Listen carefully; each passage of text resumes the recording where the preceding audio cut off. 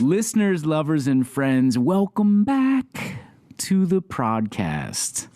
From Two Ticks and the Dog Productions up above Dave Grohl Alley in beautiful downtown Warren, Ohio, I am your hostess with the mostest. The hostess. I'm not a hostess. I'm a host. The host. I'm not an actress. I'm an actor. You're an actor. Yeah, we got to get back to that, too. I know. We got to get back. I wasn't going to even bring that up because we have other things to talk about. Yeah. That's more important. Ladies and gentlemen, we do not have a co-host today. So, as they say in Latin America, en solo parente with one of my best friends in the world, which is maybe part and parcel why he's here, but really he's here because we have a whole cool bunch of stuff to talk about in his area of expertise, which we are going to do right after we mention season 2 sponsor, super sponsor of the season. They have just released some service specials. So if you need to get tires and you want to get an alignment check for free, if you want to get your oil changed, get your car washed at a discount, et cetera, I want you all to go, prodders out there, to Coates Car Care on Facebook. And how do you get there? The MDI Studios powered CoatesCarCare.com, and click on their Facebook link. Their new service specials, they'll be there till the end of 2020, which, to be honest, can't get here fast enough. Right. Is this the weirdest year we've ever experienced? Ever. Anybody. I don't know about anybody. I'm sure people like in the Spanish flu or during any of these world wars, I'm sure that was probably weird. That was pretty bad, yeah. Yeah. Definitely the weirdest in our lifetime, though. Go from Kobe straight into COVID. Yeah. And still here with COVID. Yeah. Well, I had in Kobe's, I know that's your dude. Kobe's your dude.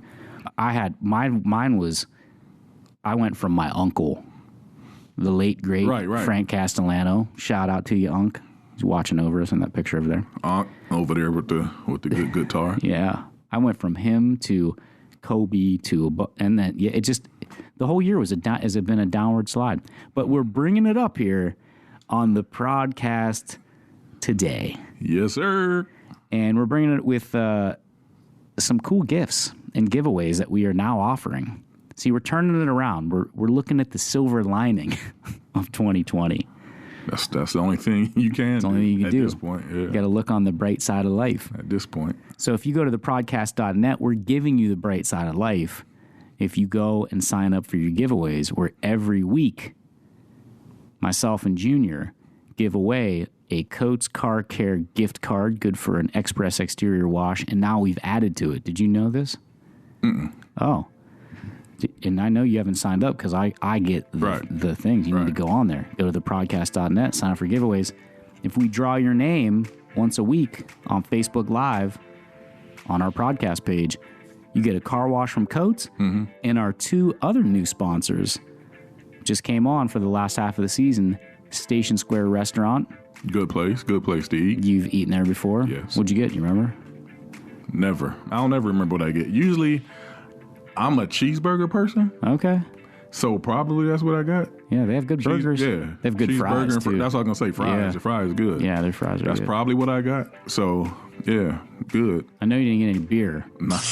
Because you don't drink. But I do. They serve modern methods at Station Square. Right. Yeah. I was trying to get their plug in there, right. too. And then our other season 2 sponsor, second half season 2 sponsor, is Salvatore's Italian Grill, which is in Howland, which you said before that you've never been to before. Nope. I will now, though. Yeah, you have to check it out. They have 3 locations. They have one in Niles, they have one in Howland, and one in Austintown. Okay. And so if your name gets drawn out of the lucky hat by Lucky Jimmy, that's my son. We're going to call him Lucky Jimmy today. I don't know where it came from. Yeah, nephew. You win Coates Car Care gift card from Station Square, and a gift card from Salvatore's. So you get lunch, dinner, and a clean car. And a clean car. Get out of here. And a clean car. So, ladies and gents, I want to bring on and introduce one of my best friends in the world. He is a deputy dog warden for the Trumbull County what is it? Trimble County Dog Warden Office. And the Pound, and he is also a canine trainer, which we're going to talk about some really cool stuff about that. Anyways, one of my best friends in the entire world, Mr. Charles Parks. Thank you. Welcome to the show. Finally. You finally let me come on. Bird. See? That's for all those St. Mary and JFK boys out there and girls. Ain't boys and girls. Bird.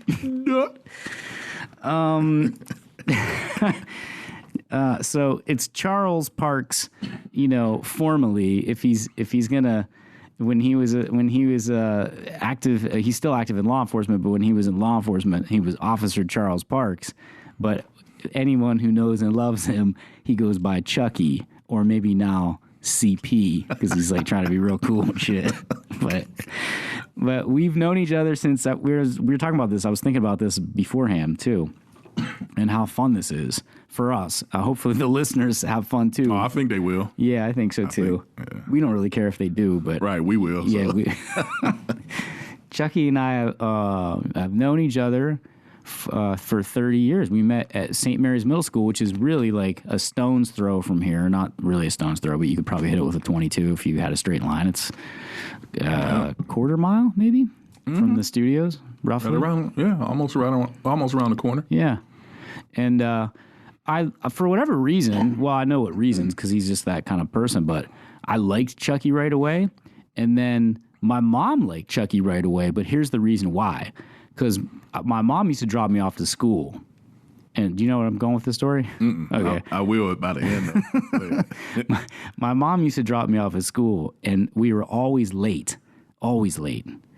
And you must have been always late, too, because we would arrive at the same time. And St. Mary's was a middle school. So all these feeder schools, fed in. St. James and St. Cyril's, but you didn't come from parochial school. Nope. You'd come from Public, West Junior. Okay, so you came from West Junior. Me and Rasheen Mills. And Rasheen Mills, another. Oh man, miss my Rasheen. So you guys came there in 7th grade, right? Yeah. Yeah, and so they were new. So we had already just met like a bunch of people in 6th grade from the feeder schools, and you were still kind of like making your friendships, you know what I mean? Because you had your people that you went to grade school with, and those were like your friends. And then you had a couple neighborhood kids, like Binko and I didn't go to grade school together, but we knew each other from the neighborhood. Right. And so, so anyways, I'm still kind of like making friends with Chuck. Like, I think we hit it off right away. Oh, yeah. But so my mom says, my mom drops me off. And then she's like, oh, who is that boy you were talking to going into school? Because, again, we were late. We were probably the only kids walking in at that time. And I said, he's the new kid, Chuck Parks. He came, whatever. And she was like, oh, okay. And so anyways, one day we're talking, Chucky and I are thinking like science class or gym or whatever. And he goes, and we're talking about girls. Because the one thing that Chuck and I share in extreme common is we both like beautiful women, which Barry would have made a great co-host because he paints beautiful women. Facts. Yeah, we're all very appreciative of them. And Chuck, being a lover of beautiful women, said, oh man, your sister's real good looking. And I said, yeah? How? And I was like confused. I said, what are you talking about? He was like, oh, your sister that drops you off, man, she's cold. And I was like, my sister? I was like, she doesn't drive. Oh. I said, my sister doesn't drop. So that's my mom, man. He was like, oh. So when I told my mom that story, made her feel young and beautiful. Which she was young and beautiful. You're still beautiful, Mom. Yep. Still is beautiful. Yep. Little history and insight into us. Yeah, cold.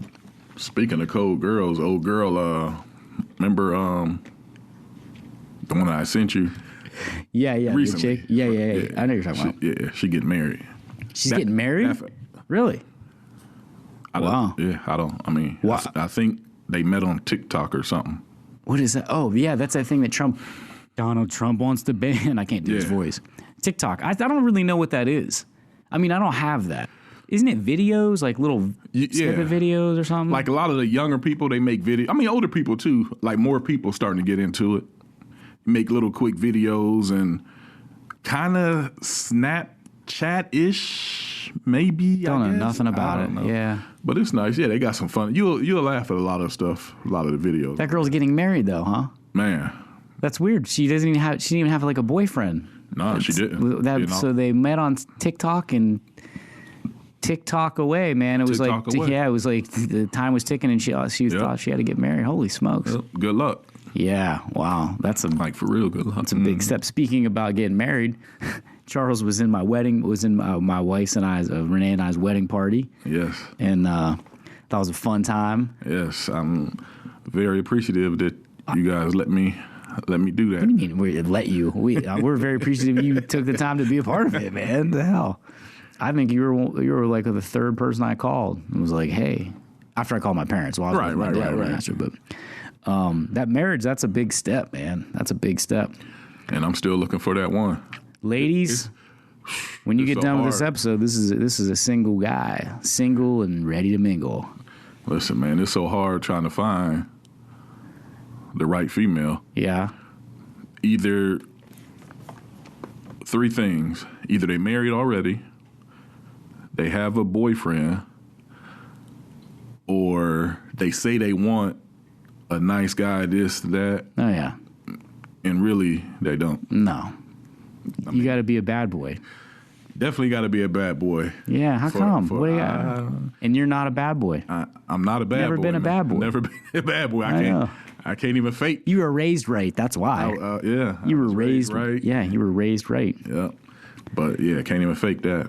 Not a bad boy. That girl, the one that's getting married, that was found the guy on TikTok. You met her through the dog warden At work. Yeah. Mm-hmm. Tell us about, because we could talk about the ins and outs of men and women's relationship and these young girls. But you met that young girl at the pound. Yep. We have a program where, if you're in college or whatever, you could come in and volunteer, or if you're in school and you have a project, you can pick to where you want to volunteer and do, your community service time. Yeah. And she came in, and that's how I met her. Yep. So that's kind of cool, though, because that's something I definitely want to talk about. The dog warden of Trumbull County, the deputy dog warden that you are.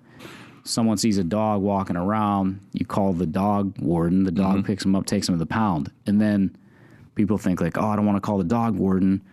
I don't want the dog to get euthanized, or don't want to. That's the number one thing, people. The misconception is that every dog that comes in is going to get euthanized, which that's not true. Years ago, like many years ago, that was true. How many days did they wait? 3. 3 days. Holy By smoke. law. That's by law. Oh, wow. Yeah. Is that still the law? Yeah. So you got to wait 3 days. You have to at least wait 3 days. Got to wait 3 days. In 3 days, they used to, I'm not going to say what they used to do, but they used to euthanize them after 3 days. Now, after 3 days, we get them out to adoption. That's cool. Yeah. Or if it's breed specific or whatever, just try to get them to the right places, Yeah, there's probably a lot more programs now with like ASPCA. Oh, yeah. And all that stuff. Yeah, it's a lot of different places. How did you get into so here's another thing. Chuck is also a appreciator really of kind of all animals, because I saw you just got like some wild looking cat. Tell us about that cat. What kind of looks like a freaking tiger, man. It's like a mini leopard or something. Yeah. Not a tiger, a leopard. It has like spots. Yeah. She's a rosetted Bengal. Really? Yeah. What do they do? She's cute. Sanai. Her name is Sanai. Her face is beautiful. Yeah. How old is she, that cat?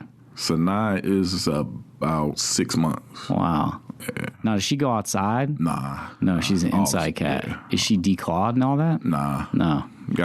I trim them when she let me. Yeah. But, nah. Declawing is inhumane. Yeah. They say. Well, it's inhumane to let those cats sink their claws into my leg, too. Yeah, that shit's inhumane. But you don't want it, because I had a cat, and we had her front and it is inhumane. It's terrible. It's like, would you like someone to pull your fingernails out? Right. And that's what it's like. Yeah. Like, yeah, that's what it's like for them. And then they have like their little paws are wrapped for like 4 or 5 days afterwards. I had a cat once. I'm not a cat person. I grew up with dogs, but I did have a cat, and it was going to be an inside cat. We were going to let the cat outside. You know, we chasing it and fleas and all that stuff and whatever. So we got the cat, and once you get them declawed, you really shouldn't let them outside because they can't. Because then they can't, right? Yeah, they can't climb if a predator come after can't them. fend off, right? You know, stuff. So Sinai, but you also have dogs. Yes.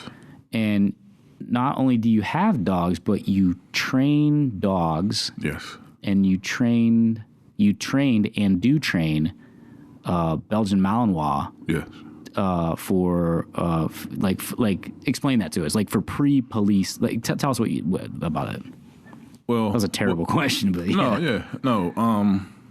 So what I do and what I used to do is I would get a puppy, whether a Malinois or a German Shepherd, at about 8 weeks old, train it up till it's about a year.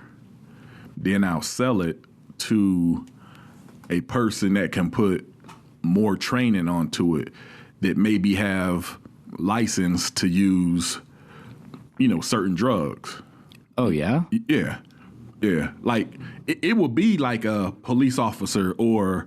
Wait, so they use drugs to train the dogs?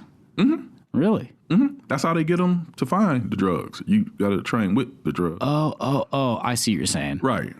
I thought like super soldier kind of shit. They're like injecting these dogs to be like smarter or something.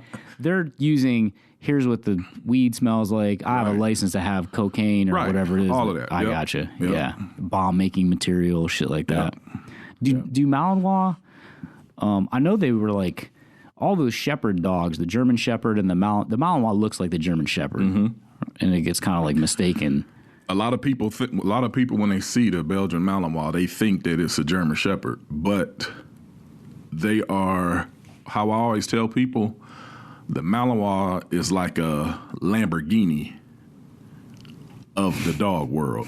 Yeah. A German Shepherd is like a Corvette. Okay. Yeah. So you get what I'm right. A little more sleek. Yeah, the Malinois. thinner. Yeah, shorter hair maybe. Shorter hair, thinner. But most people do think that it's a German Shepherd. I only know this stuff about the Malinois because we've talked about it, and you're very informed about it. How did you get into doing that? How did you get to the German Malinois, and how did you get into like training the dogs? Like you said earlier, I've always loved animals, and I've always had dogs. When I was speaking of animals, my mom would come home while I had tadpoles and frogs in the tub and all that. But no, tell us about that because I've never heard that. That's great. Well, that's what it was. Like where I live, like in back of where I live, it was like swampy area. So, me being me, I go back there catching all type of frogs and tadpoles. Come home, put them in the bathtub. My mom's going to take a bath. Oh, man. What did she say? Did she yell at you? Oh, yeah. What did you say? They're my pets, Mom. Probably looking stupid and got them out. So she ended up buying me like a fish tank, and I had them outside after that. Keep those frogs and shit outside. Right. Yeah. But I've always had dogs and did little like obedience type training. But I had pit bulls. Never fought them. I just like their athleticism and how they look. Yeah, they're muscular as hell. Then, like back in, I think like 05 or 06, I think they kind of start trying to ban pit bulls. Mm-hmm. So I was like, and my first job at the prison over in Youngstown at the OSP, Ohio State Penitentiary, on Coatesville Road, I was going to work one day and I looked over. I seen a sign. It was a guy that had German Shepherds, like protection training and stuff. Oh. So, I stopped in there, and in my mind, I'm like, you know what? they banning pit bulls. I'm gonna get me a Malinois, and nobody know nothing about, and they're way more treacherous than the pit bull. Can be, right? Yeah. So that's how I got into the Malinois, and I did a lot of research, online, talking to people at the time, because like I said, this was back, like I said, 06, 07, when I started getting into the Malinois. But at the time, nowadays, more people are aware of them and have them. But back then, it was not so much at all. So I was talking to a lot of people overseas, and a few people here in the States, very few people here in the States, but mostly emailing back and forth with people overseas. Like I said, doing a lot of reading and stuff online, and end up knowing what type of bloodlines that I wanted, and which was police lines and protection lines. Yeah. Well, where do you get a Malinois? You have to buy from a breeder? Did you buy your first one overseas? I don't know how you'd find it. Because back then, I found out about the Malinois from you. Right. And I remember for probably up until yesterday, okay? Right. I could never remember, I'd never heard of a Malinois before. I didn't, Now I feel smart sometimes when I see one. Because you know it. Yeah, and I'll be like, oh. And then he's like, it's not a German Shepherd. Right. I go, no, I know it's a Malinois. Right. Oh, no one knows about that. Right. I go, well, I do because my friend Chuck trains them. Yep. How did you get it? How did you get the first one? So we're lucky to live, where we live in the Midwest and northeastern Ohio. So there's a lot of, I don't want to say a lot, but there's a few people down in West Virginia area, and it's weird, that have them. And that was my first one I had. Actually wasn't a Malinois. My first one I had was a Dutch Shepherd, which in simple terms is a Malinois with stripes. Okay. A Brindle Malinois, basically, to make it easy for people. That's what I had first, Dutch Shepherd. And I found a guy, like I said, in West Virginia, and I told him what I wanted, and he showed me what he had and all that, and that was my first dog. He talked me into, he said, I've seen all the work that you're doing with him. You can sell him to the police, right? I'm like, what? He was like, oh, yeah.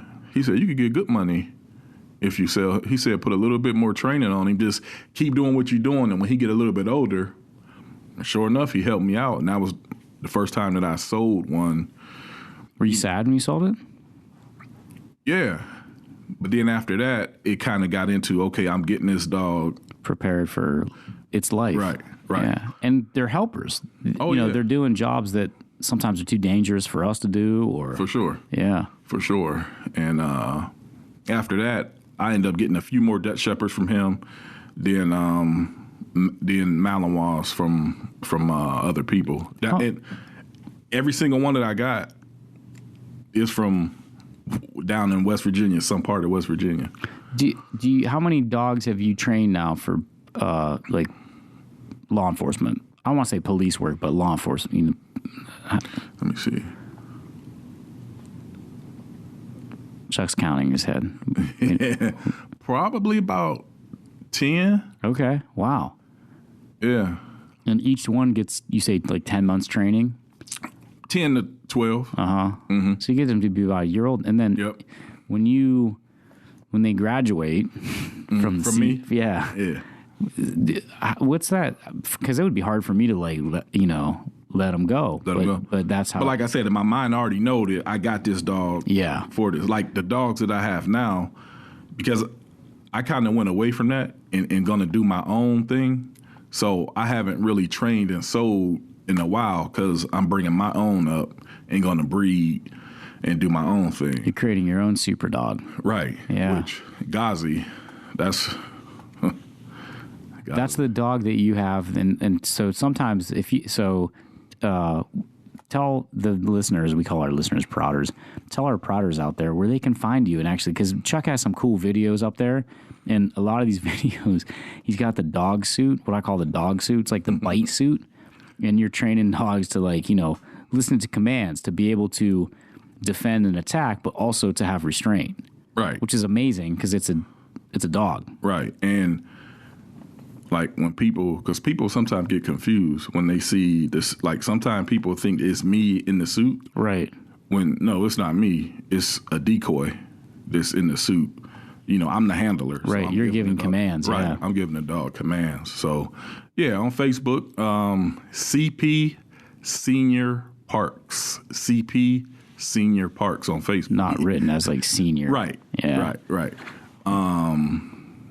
SR period senior. Yeah. So yeah, that's me on Facebook. But a lot of videos of my male Malinois Ghazi, which is a great dog, and also my new female German Shepherd Yoli, which is a great dog. And we could just talk. Well, are you gonna? That's what we're here for, though. Are you gonna breed those two dogs together? No, I won't breed them together. I'm trying to find the perfect female for him to get. Oh.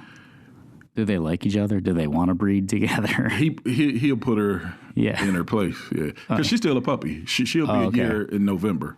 Oh, okay. Yeah, but I start my dogs training real when early. they're small. Yeah. So people think that they're older than what they are because they've seen a lot of video and a lot of training. So people think, wow, she's only 9 months. I'm like, yeah. No, what's your secret? I mean, don't reveal your secret, but like, how do you do that? How do you start training a dog? What's the first thing you do? The first thing that I do is the socializing with me. Like, I'll go to my secret park that I go to and, just walk around with it and play with it, get on the ground, you know what I mean? Let it bond with me. Mm-hmm. Once you get an animal to bond with you, it's over with. Then you can do whatever you want to do. Yeah. Why is that? Because they trust you. Yeah. That bond, that trust. They look at you, at that point, they look at you as the alpha. Yeah. Because all dogs, either they're going to be somebody has to be the alpha. Right. You know what I mean? It's either going to be them, another dog, or it's going to be you.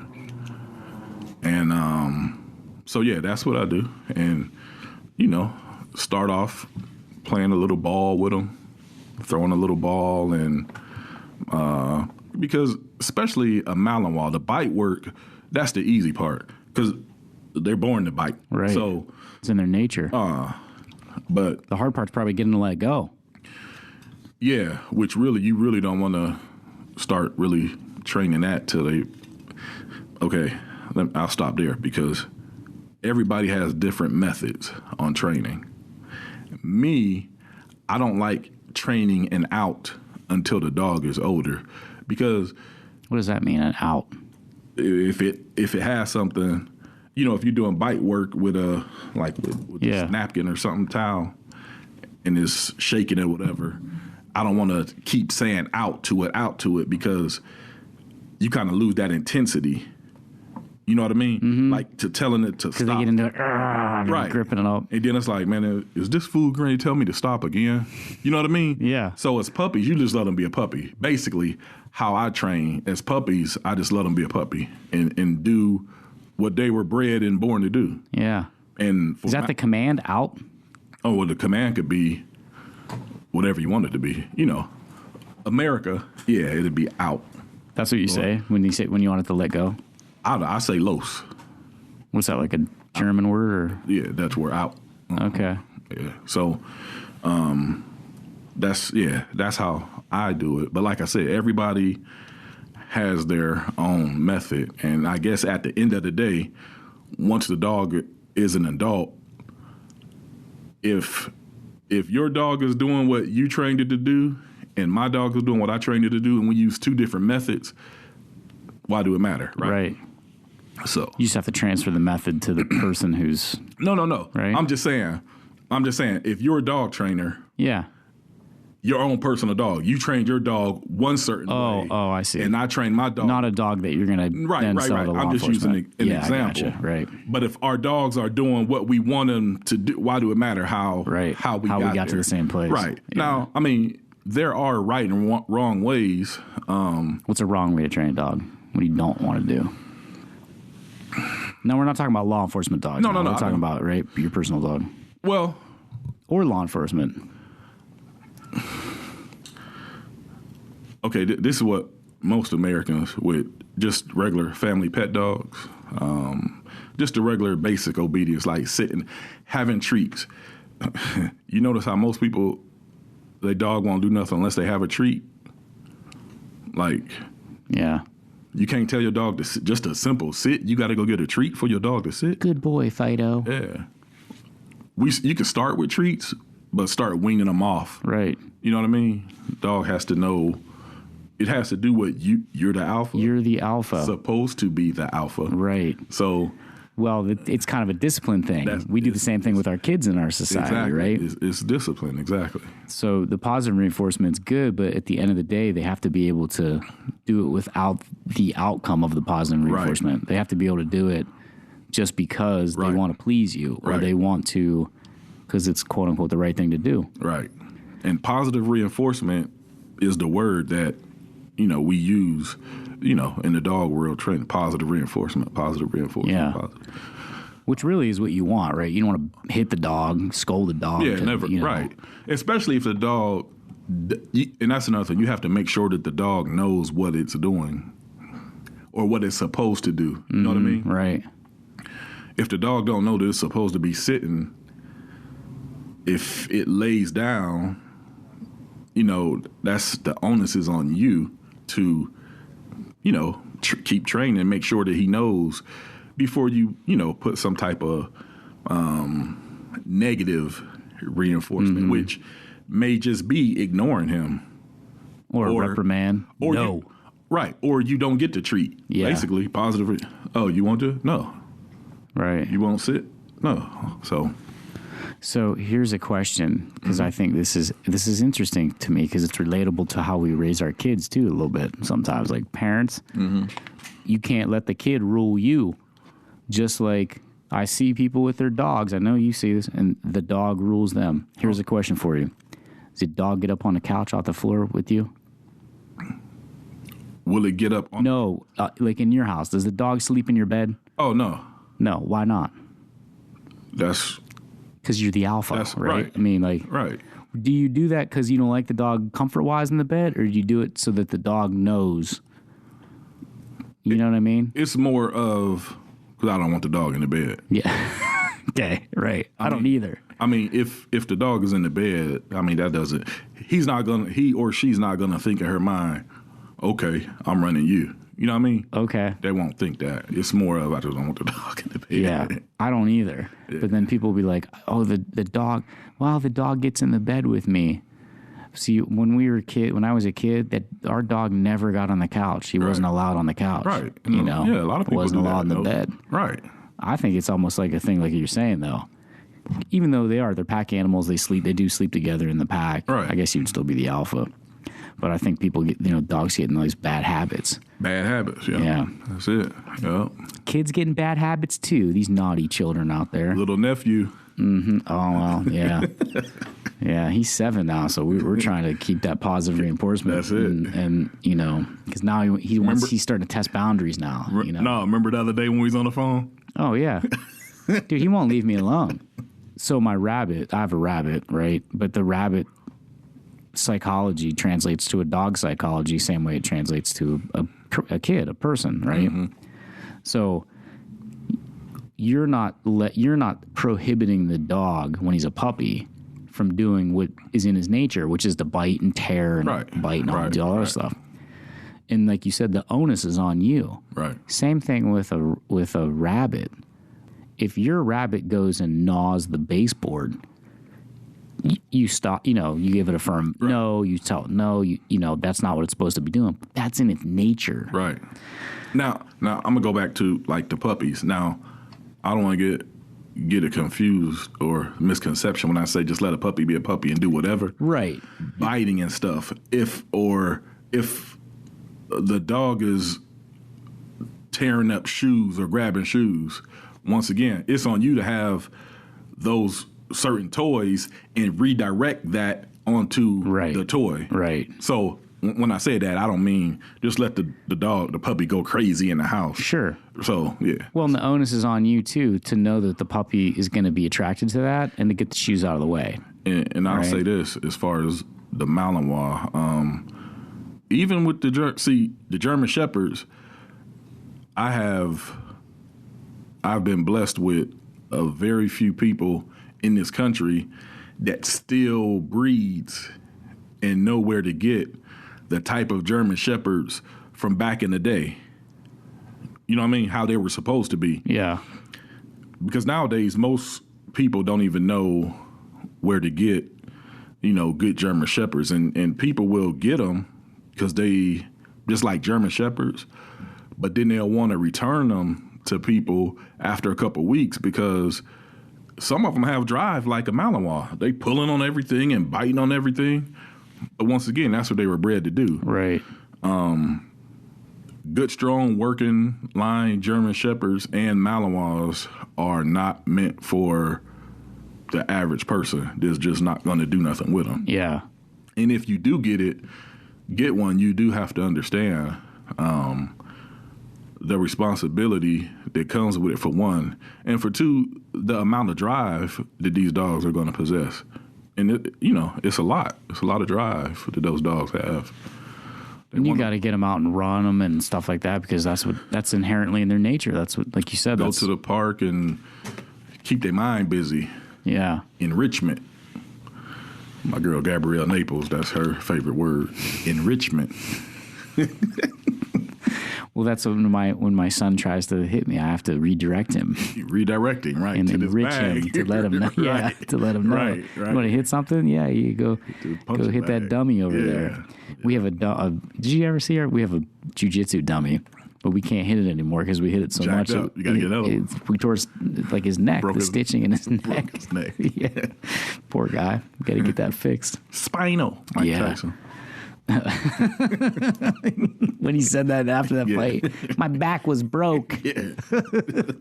He was like, Mike, you had a broke back? He was like, yeah, spinal. That was funny. Yeah, about Malinois, they're like real hardworking, rugged dogs. But like you said, here's another thing that like they kind of became popular because this was the dog. And what's different about them than a German Shepherd, because they're a lot lighter. Mm-hmm. This is the dog that like paratroopers and stuff use, right? Mm-hmm. The Navy SEAL used it, and the Malinois, one of the Malinois was the one that like found Osama bin Laden. Yeah. Yep. Even Secret Service, all the top agencies had switching to Malinois. Because like I said, that's like the Lamborghini of the working dogs. Lamborghini of dogs. Yeah. Yeah. Do you ever track like where your dogs go? Maybe the dog that got Osama bin Laden, yeah, raised and bred and worn. Yeah, a few of them. 3 of them are in Canada. The other ones, I know there's a few in West Virginia. The other ones, I don't know. Once I sell them to the guy next or step, the person that's going to do more. I don't know. Yeah. But I do know, like I said, it's like 3 of them up in Canada. Yeah. So what do they do up there? You know what they're doing up there? Are they shepherding? Because those dogs were remember, like they're German Shepherds, Dutch Shepherds, because originally it was like keep the fox or the wolf away from the sheep. No, they're all police dogs. They're all police dogs. Mm-hmm. Wow, that's cool. Yeah. Yep. Huh. Yeah. Navy SEALs and Malinois. There's a really cool book that I read years ago. I always recommend it, and it's called Inside of a Dog. And I wrote the name down of the. Did you ever read it? It was like the psychology. Well, it is a little bit psychology. It's written by a girl named Alexandra Horowitz, and she breaks down the physiology of. Because everyone says like, oh, a dog sees in black and white, but really they don't. They see in different colors, but it's like yellows and blues and greens, and different variations of that because of the receptors. She gets really like nerdy scientific and talks about like the cones in their eyes and Really? I'm gonna have to check that out. yeah, it's really good. I'd give it to you. I gave a copy to my dad. It's probably not in Florida, but it's called Inside of a Dog, and she's an animal behavioralist, Right? And so she gets into all the Right. I actually used the same psychology in a sense. After I read that book, I used it on my rabbit, Yeah. and it worked. It's the same. They're kind of similar. They're different, but they're similar. Yeah. Speaking about dogs and who likes dogs, who doesn't like dogs? I was thinking about this the other day. Everybody likes dogs, right? America. Mm-hmm. America likes dogs. That's man's best friend. The American pet is the dog. Who doesn't like dogs? What's the one group of people that don't like dogs that you can think of? I don't know. Mailmen. Mailmen don't like dogs. No, but wait. Dogs don't like mailmen. Why is that? I think it's the uniform. No, for real. I think dogs in general don't like uniforms. True story. When I just mentioned my friend Gabrielle, we were at work at the pound. One particular dog, she was fine with. I think she came in on I wasn't there when this happened, but I was working, but I was off that day. I think might have been a Saturday or something. She was off work, but she might have came in for something. I don't know. But somebody had the dog out, like playing with it in the like lobby area. Whose dog? Just a dog in one of our dogs at the pound. Yeah. A dog that she has, Gabrielle had been played with before and whatever. The dog was fine with her. She came into work. She had a hat on. Dog tried to get her. The dog bit her? Tried. Oh, because she had a hat on. Because she had a hat on. Maybe couldn't see your eyes or something, or see your face. That's what I'm saying. So, people be in them uniforms and looking different. But it doesn't make any sense, though, because the cops are in uniforms, too. So how are these dogs not? Yeah. Well, you got to remember. That's the training from. Yeah. Well, not only that, from a puppy, all these dogs see people in uniforms. You know what I mean? Oh, right. That's the difference. Oh, yeah. Yeah. Yeah, and Fido, who just lives at your house. Right. He doesn't see people. Right. He sees that male uniform. He wants to take Seen a bite. That hat on. She walked in and she tried. Yeah. Yep. I was thinking about mailmen and dogs the other day because I was thinking about, that's a big issue now. Mail, right? Donald Trump and they're going to take the mail. Remember that? But wait. How about when they were taking the mailboxes? I was seeing people was posting they taking mailboxes in Warren. Yeah. They weren't taking mailboxes in Warren. I think it was a picture from somewhere else. The internet being the internet, posting it. No. Actually, there was a guy here locally that was taking the mailboxes. He got a picture. We got a picture right out front. So this is where because we get into these things of like memes and misconceptions and stuff, right. And we all just spread them around. I think those things spread faster than the coronavirus. Right. They're like more contagious. No, someone took a picture on Weston, Maine, right out here, of the guy loading up the mailbox. With the white dude? Yeah, I don't know if he was white or not, but yeah, he might have been. But it was a dude who was loading up mailboxes, and my friend knew him, who's a mailman here, because he then said, because they were like, look, Trump is taking these mailboxes, Trump's bad, which I'm not a Trump fan, we know that, right? But right. This is kind of to my point. He was taking the mailbox, and I was like, man, that's the mailbox across the street from my office. I actually use that mailbox. A lot of times I'll drop mail off on my way home, but sometimes I'll walk outside if I want to get some sun, and I'll walk across the street and drop stuff in the mail. And I was like, man, ain't this some stuff? I wonder if they're taking like mailboxes. They're not going to take mailboxes in front of like the post office, I don't think. But I wonder if they're taking mailboxes. That's kind of jacked up. That was a Sunday night. And then my friend Mike got on and was like, man, I know that dude. He's a good dude. he's taking the mailboxes because they're refurbishing them and they're going to replace them. And I was like, Oh. why didn't they replace them right then and there? So I came to work. So Sunday night, there was no mailbox across the street here. Right. Monday morning when I came to work, there was the mailbox was there, and I actually put a piece of mail in there a couple days ago. I think yesterday or the day before, Tuesday. I think it was Tuesday, and it was a new mailbox. It was new painted, and it had a new look to it, and it had because the mailbox that was there was kind of beat up. Right. So I can admit I was wrong, because I was one of those people that was like, oh my gosh, I think I said it on a live thing when we were doing the drawing. Like, right. Man, why are they taking these mailboxes?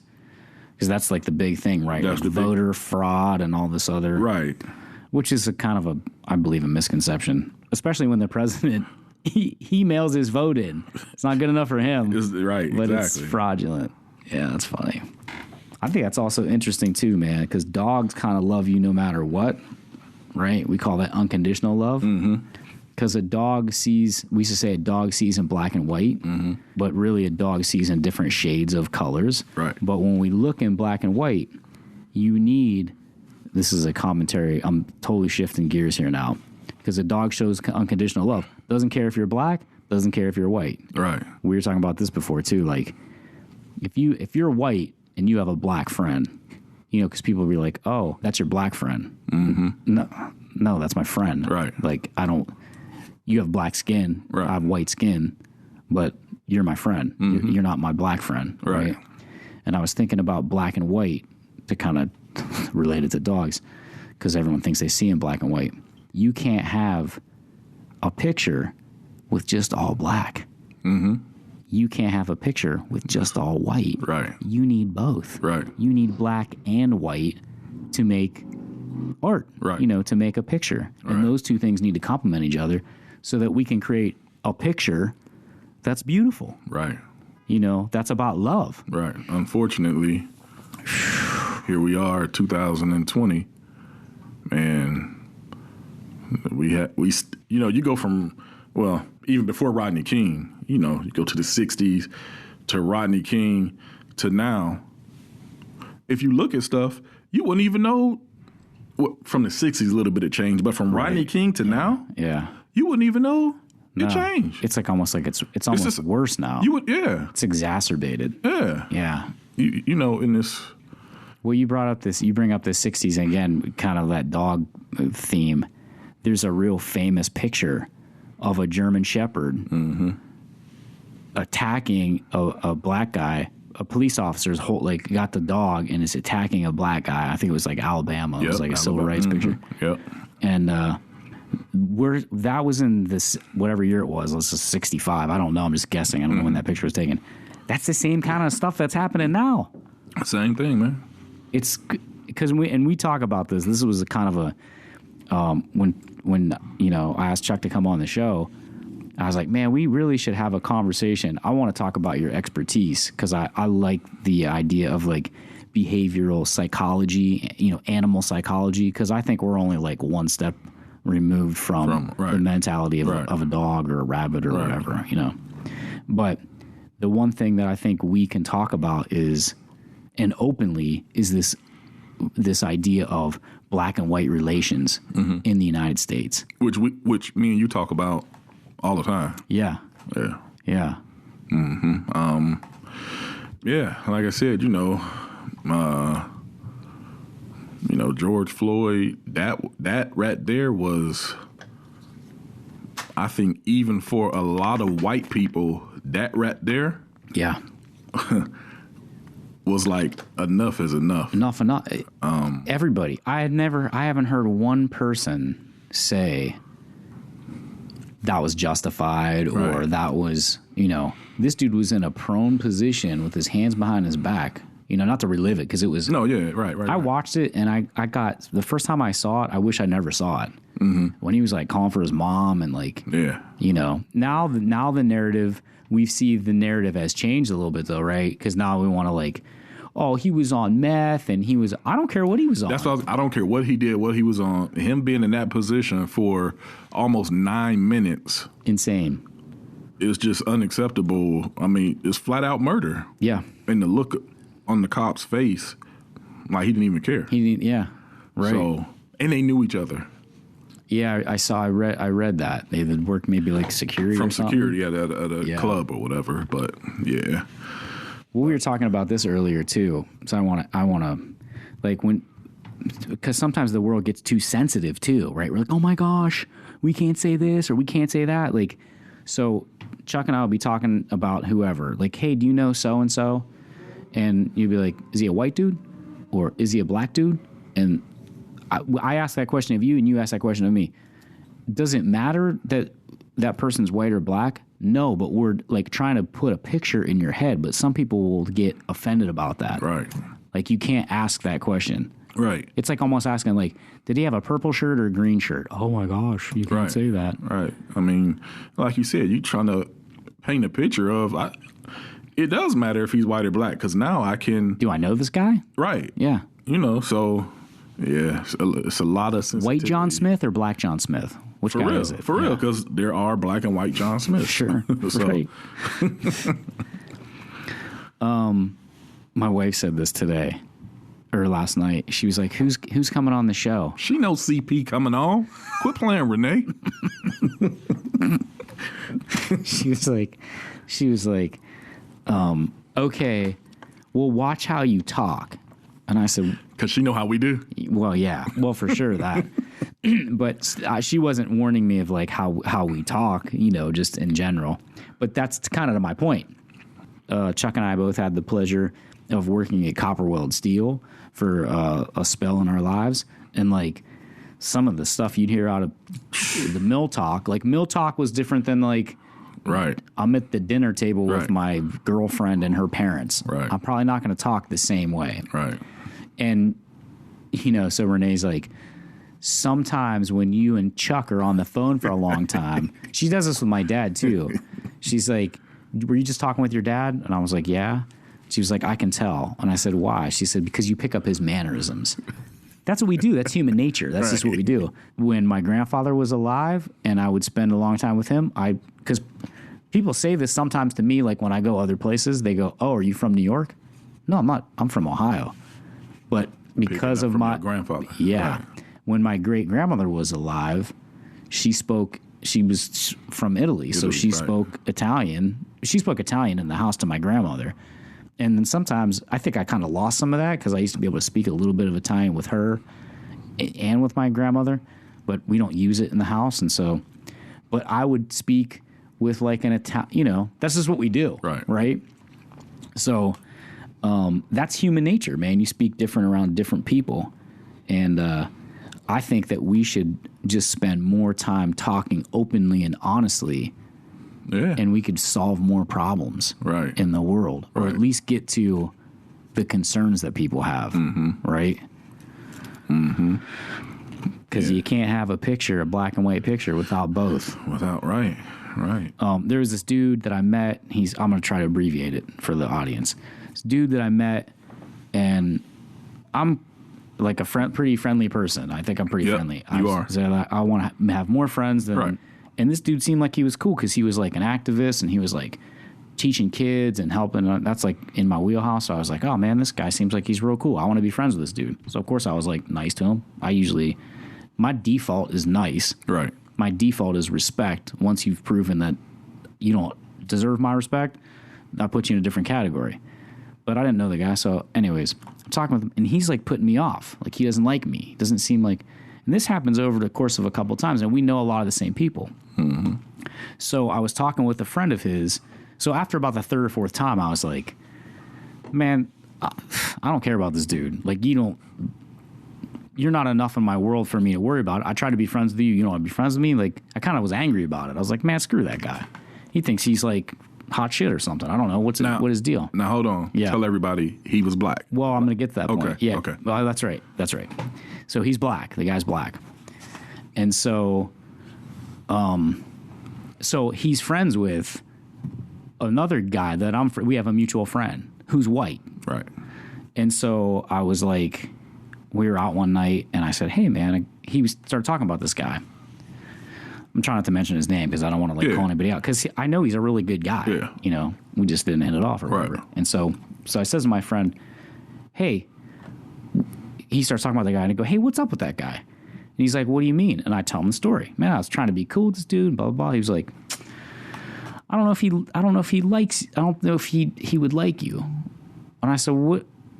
Why? Am I like a jerk or something? Is something I don't know? Like people don't. He was like, well, he might not like you because he doesn't trust you because you're white. I know. I was like, but you're friends with him.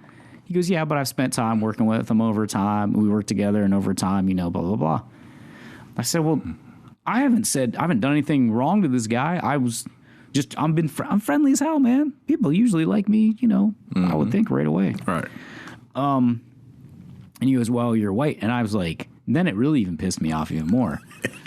And I'm going to refrain because I know my aunt and my mom are probably listening, so I'm not going to say what I really said. But I was like, man, F this dude, right. Okay? Now I really don't like you. You don't like me because I'm white? That doesn't even make any sense to me. I go, that dude's racist. And my buddy, who's white, was like, he can't be racist. And I was like, what? Why couldn't he be racist? He said, because he's black. He's the minority. You're white, and because of that, like, idea that you're in the majority or something, I don't even know what his argument was, but basically, he said black people can't be racist, which I call bullshit on, like, straight up. Right. What do you think about that? Well, first, in the black community, that is a thing of black people not trusting white people. You know what I mean? Which I can understand. Right. But I don't agree with. Right. So, I mean... Same with white people not trusting black people. I can understand, but I don't agree with. Right. Because I judge everybody individually. 100%. And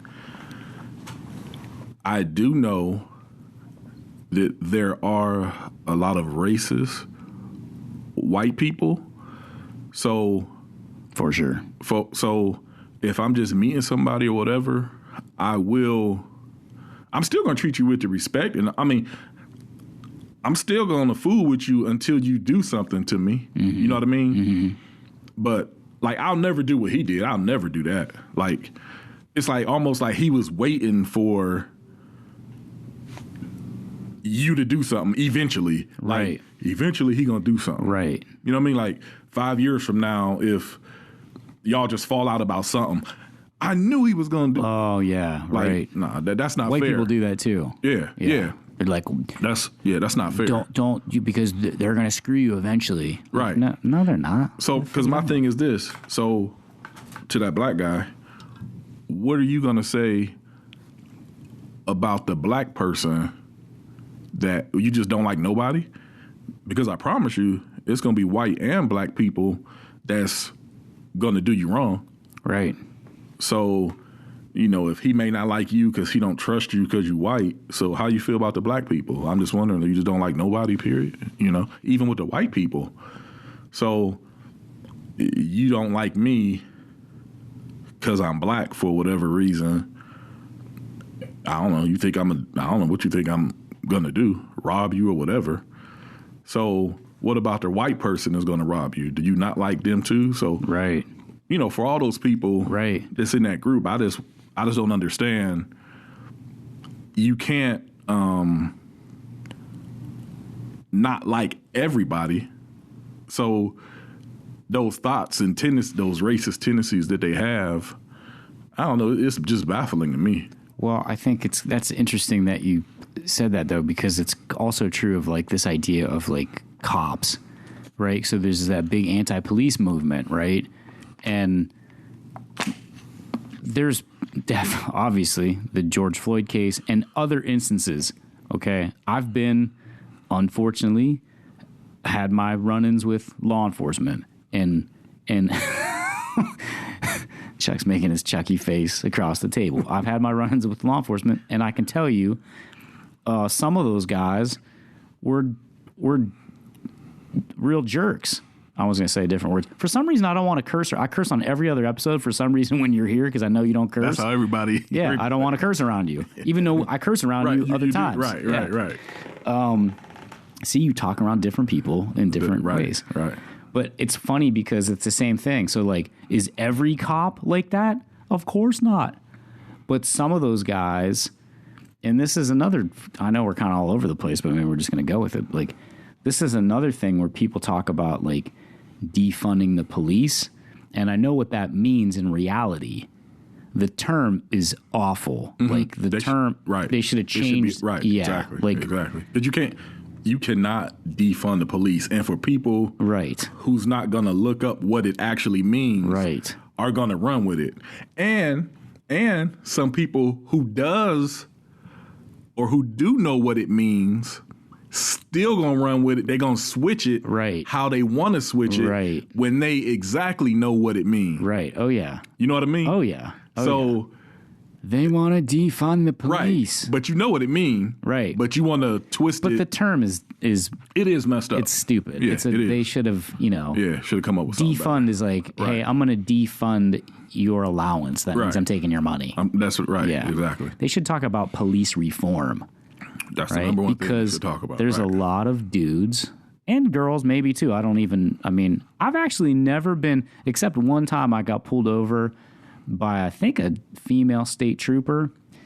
And I thought she'd let me off because I was like putting the cheese on her. I was like. Still gave you that ticket. She still gave me that ticket. I was on my way back to college, man. One thing about I was like, she'll think I'm cute, man. I'm going to smile. Nope. One thing about troopers, they giving you that ticket. I had a couple dude state troopers that did not. You know what? I did too. One of them, he was older and he was about to retire. He told me, and it wasn't even nothing that I wasn't speeding or nothing. I think it might have been a front license. It was something like that. But most of them, they give you that ticket. Yeah. Yeah. But some cops are there. And this is where I think we don't do maybe a good enough job. This is where I think police reform is needed. We don't do a good enough job, we as society, okay? I'm not pointing fingers. I'm saying all of us. Right? We don't do a good enough job of psychologically screening them ahead of time, and also then in constant, like, it's not like you buy your car and you put gas in it and that's it. You got to put tires on it. You got to check the air pressure to make sure the tire, you got to change the oil. It's the same thing with a person in a career. They should have more in service, thank you. Which we do have in law enforcement. But on these issues, and I guarantee you probably starting in next year in 2021, because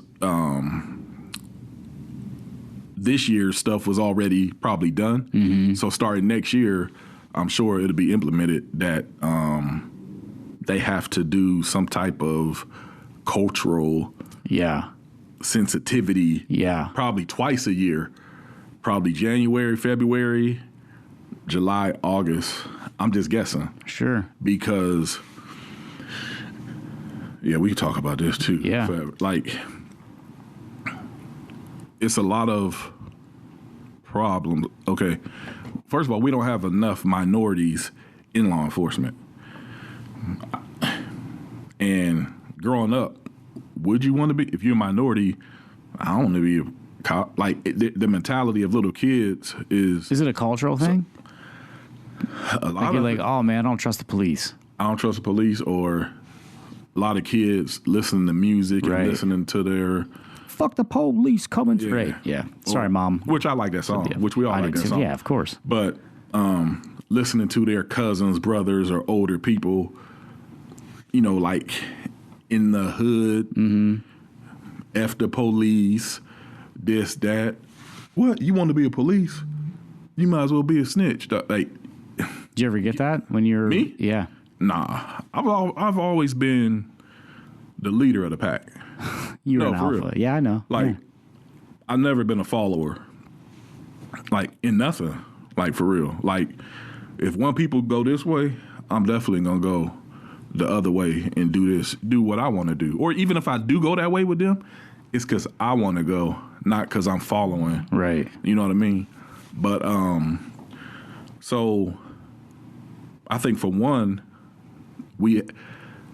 I think police officers have to start going to our communities, different neighborhoods, building a relationship with these younger kids to let them know, I'm not the enemy. Yeah. I'm not the enemy. Now, if you do something wrong, I'll arrest you or I'll talk to you or whatever, but I'm not coming through here to beat you up or try to kill you. Mm-hmm.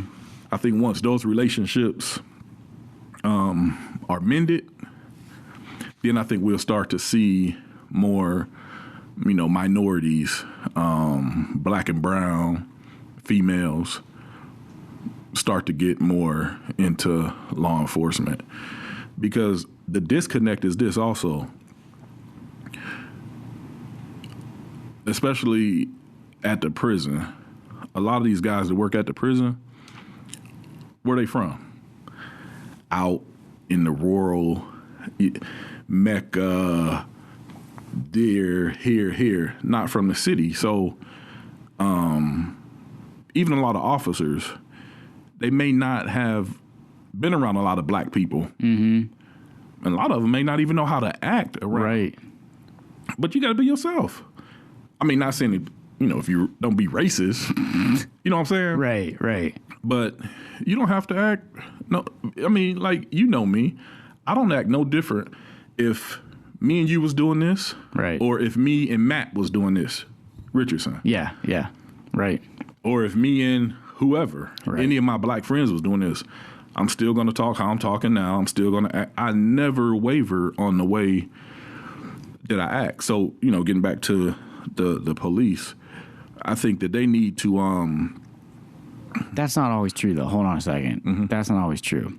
Because you and I will talk about certain things that we wouldn't talk about in front of if you wouldn't...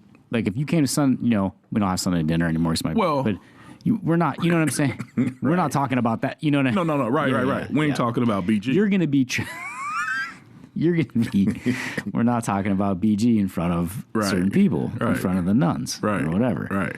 But what you're saying is you're true to yourself. I'm true to myself and who I am. Yeah, right. Like your philosophies and stuff like that. Right. Yeah. Right. But yeah, man, these officers, man, they have to, and these departments really have to. Go ahead. Well, no, because I think that what you said is true, and I think that makes a lot of sense because if you've not been around a dog ever and you're unsure of it, you see people that, like, I see a dog and I keep my distance first because I don't know how it was trained and who, where it came from. And when I do make eye contact with it, I let the dog approach me, all the things. I don't want to get into like a dog thing, but some people don't know that. Mm-hmm. They either are scared as an initial reaction because they don't have a lot of experience with dogs, or they do things that they've seen. Oh, hey, doggy. And they put their hand out over the dog, and the dog's like, ah, because the dog, what the dog sees, that's what that book's cool about. The dog sees this big hand reaching for him, like, man, it's going to bite you.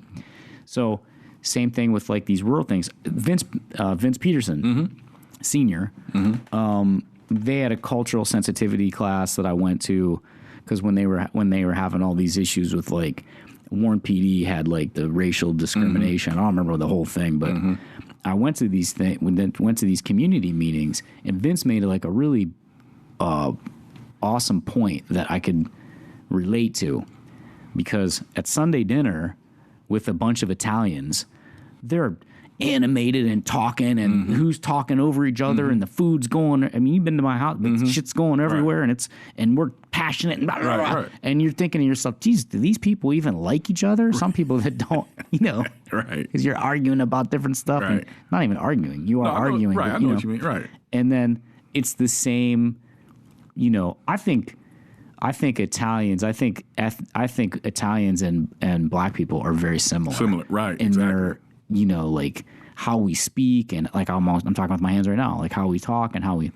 So when a person who's not used to that pulls over someone who is used to that, and the person's like, hey man, what the fuck did you put? If I did this, I just put my hands up in there. Hey man, what'd you pull me over for? They're gonna be like, oh, hold on, like now you're threatened or something, right? And then if that stereotype, like if that action lives up to the stereotype or the cultural, then they're like, oh, hold on a second, man. Then they're threatened. Yep. Just like the dog's threatened by the hand coming over it, Yep, exact Good analogy. Yep. Yeah, Vince really, that was like opened my eyes. So that's an interesting part of it, that how you said they'll have like more in service. I think that's a good start. But I also think back to that point of just because a person's wearing a uniform doesn't make them they're not a bad, there's a lot of bad cops. I shouldn't say that. There are bad cops, but there are good cops too. Yeah, right? Course, right. There are. You back to the race thing. Yeah, right. You have to treat everybody individually. That's it. To the profiler. If I pull somebody over, if she's 75, if she's 35, 25, in my mind, she could have a gun. I'm not going to treat the 75-year-old because you don't know what she could be smuggling. Right. 10 keys of heroin. You have to treat everybody the same, and that's it. Until they give you a reason, not to. You got to treat everybody the same. And probably the first thing is like respect, right? Until you get a reason to not. Of right? course. You could still be suspicious. Right. You could be suspicious like, I'm smelling weed out. Nah, but even still, say you stop a car. Say I stop a car with 3 guys with dreads, and I smell weed in the car. But say I pull over 60-year-old lady, white lady, nothing, clean. So the dudes could just be smoking weed. Right. She the one probably got the 10 keys ahead. You never. I'm just saying. Yeah. Maybe, because think about it. Who would you send? Oh, yeah. Who would I send? Yeah. I'm not going to send them guys. Yeah. Because that's who they probably going to stop. Right. That's who you understand what I'm saying? Yeah. So, goes back to you got to treat everybody the same. Yeah. Now, the difference is with the guys, now you have probable cause because you do smell the weed. But with the lady, you pulled her over because she was speeding or whatever. You still got to look for little cues. She might start sweating and acting funny. Right. Are you going to ignore that just because she's a 65-year-old lady? White lady? Right. Or are you going to mistake it if you are on the other side of it as the guys who have got the dreads and maybe smoking weed and they start sweating, or you think they're doing something else besides smoking weed?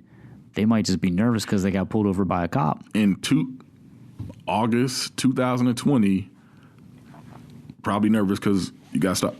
Yeah, Story right. I told you a minute ago. I don't leave home without my badge now. And if I do, I go back and get it. Mm-hmm. Because, the confrontations now is just so unnecessary, bizarre, and crazy that you never know what's going to happen. Yeah. So, yeah. Do you ever worry about, like, what's the advice? Your son is, Chuck has a son. Your son's 26 now? He's 26? Mm-hmm. God, that makes me feel so old, man. Chucky Jr., oh, man, I can't believe he's 26 years old, but I said that out loud now. Now I really do. I feel old. Well, I feel old. You know what made me feel old yesterday?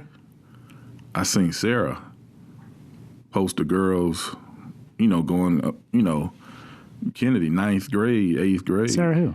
Todd. Oh, yeah. And I was like, man, I feel old. Yeah. But, yeah. Well, so back to Chucky. Do you ever worry about him, and what kind of advice do you give him to be like, hey, dude, like, what do you tell your son if a cop pulls you over? I know the answer to this because you've taught that kid respect. He's a great kid. Like, right. Well, what do you say? In which, he will do just respect. He's not that type. Really, I don't even got to say that because he know. Yeah. But, to anybody else, just do what the cops say, have your hands on the steering wheel, give them your license and registration. And after that, everything should be okay. Don't get smart with even, they may ask you dumb questions. Where you going? Why you doing it? Why you going? Just answer them. Right.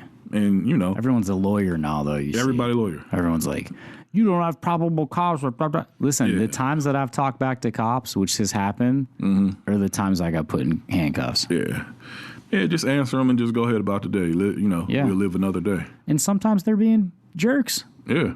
They want to exude their authority on you. Sometimes if a person who's got a propensity for bullying smells fear, and I don't mean literally smells fear, but they see fear on you, they will go in on you. Yeah, they will. Just like the dog. Just like the dog, yeah.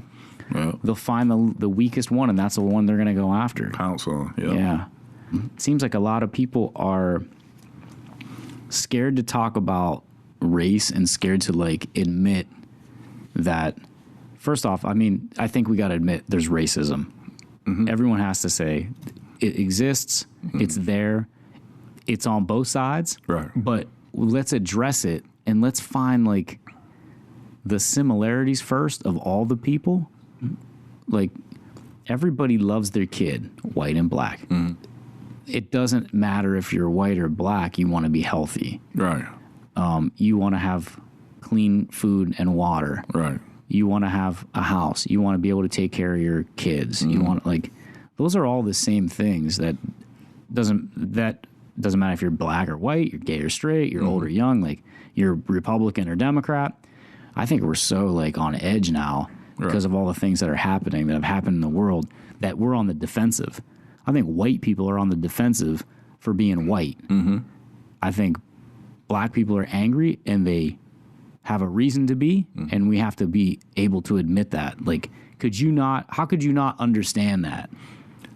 And that's, so with the George Floyd stuff, with, everything was on social media and this and that, and the Colin Kaepernick kneeling.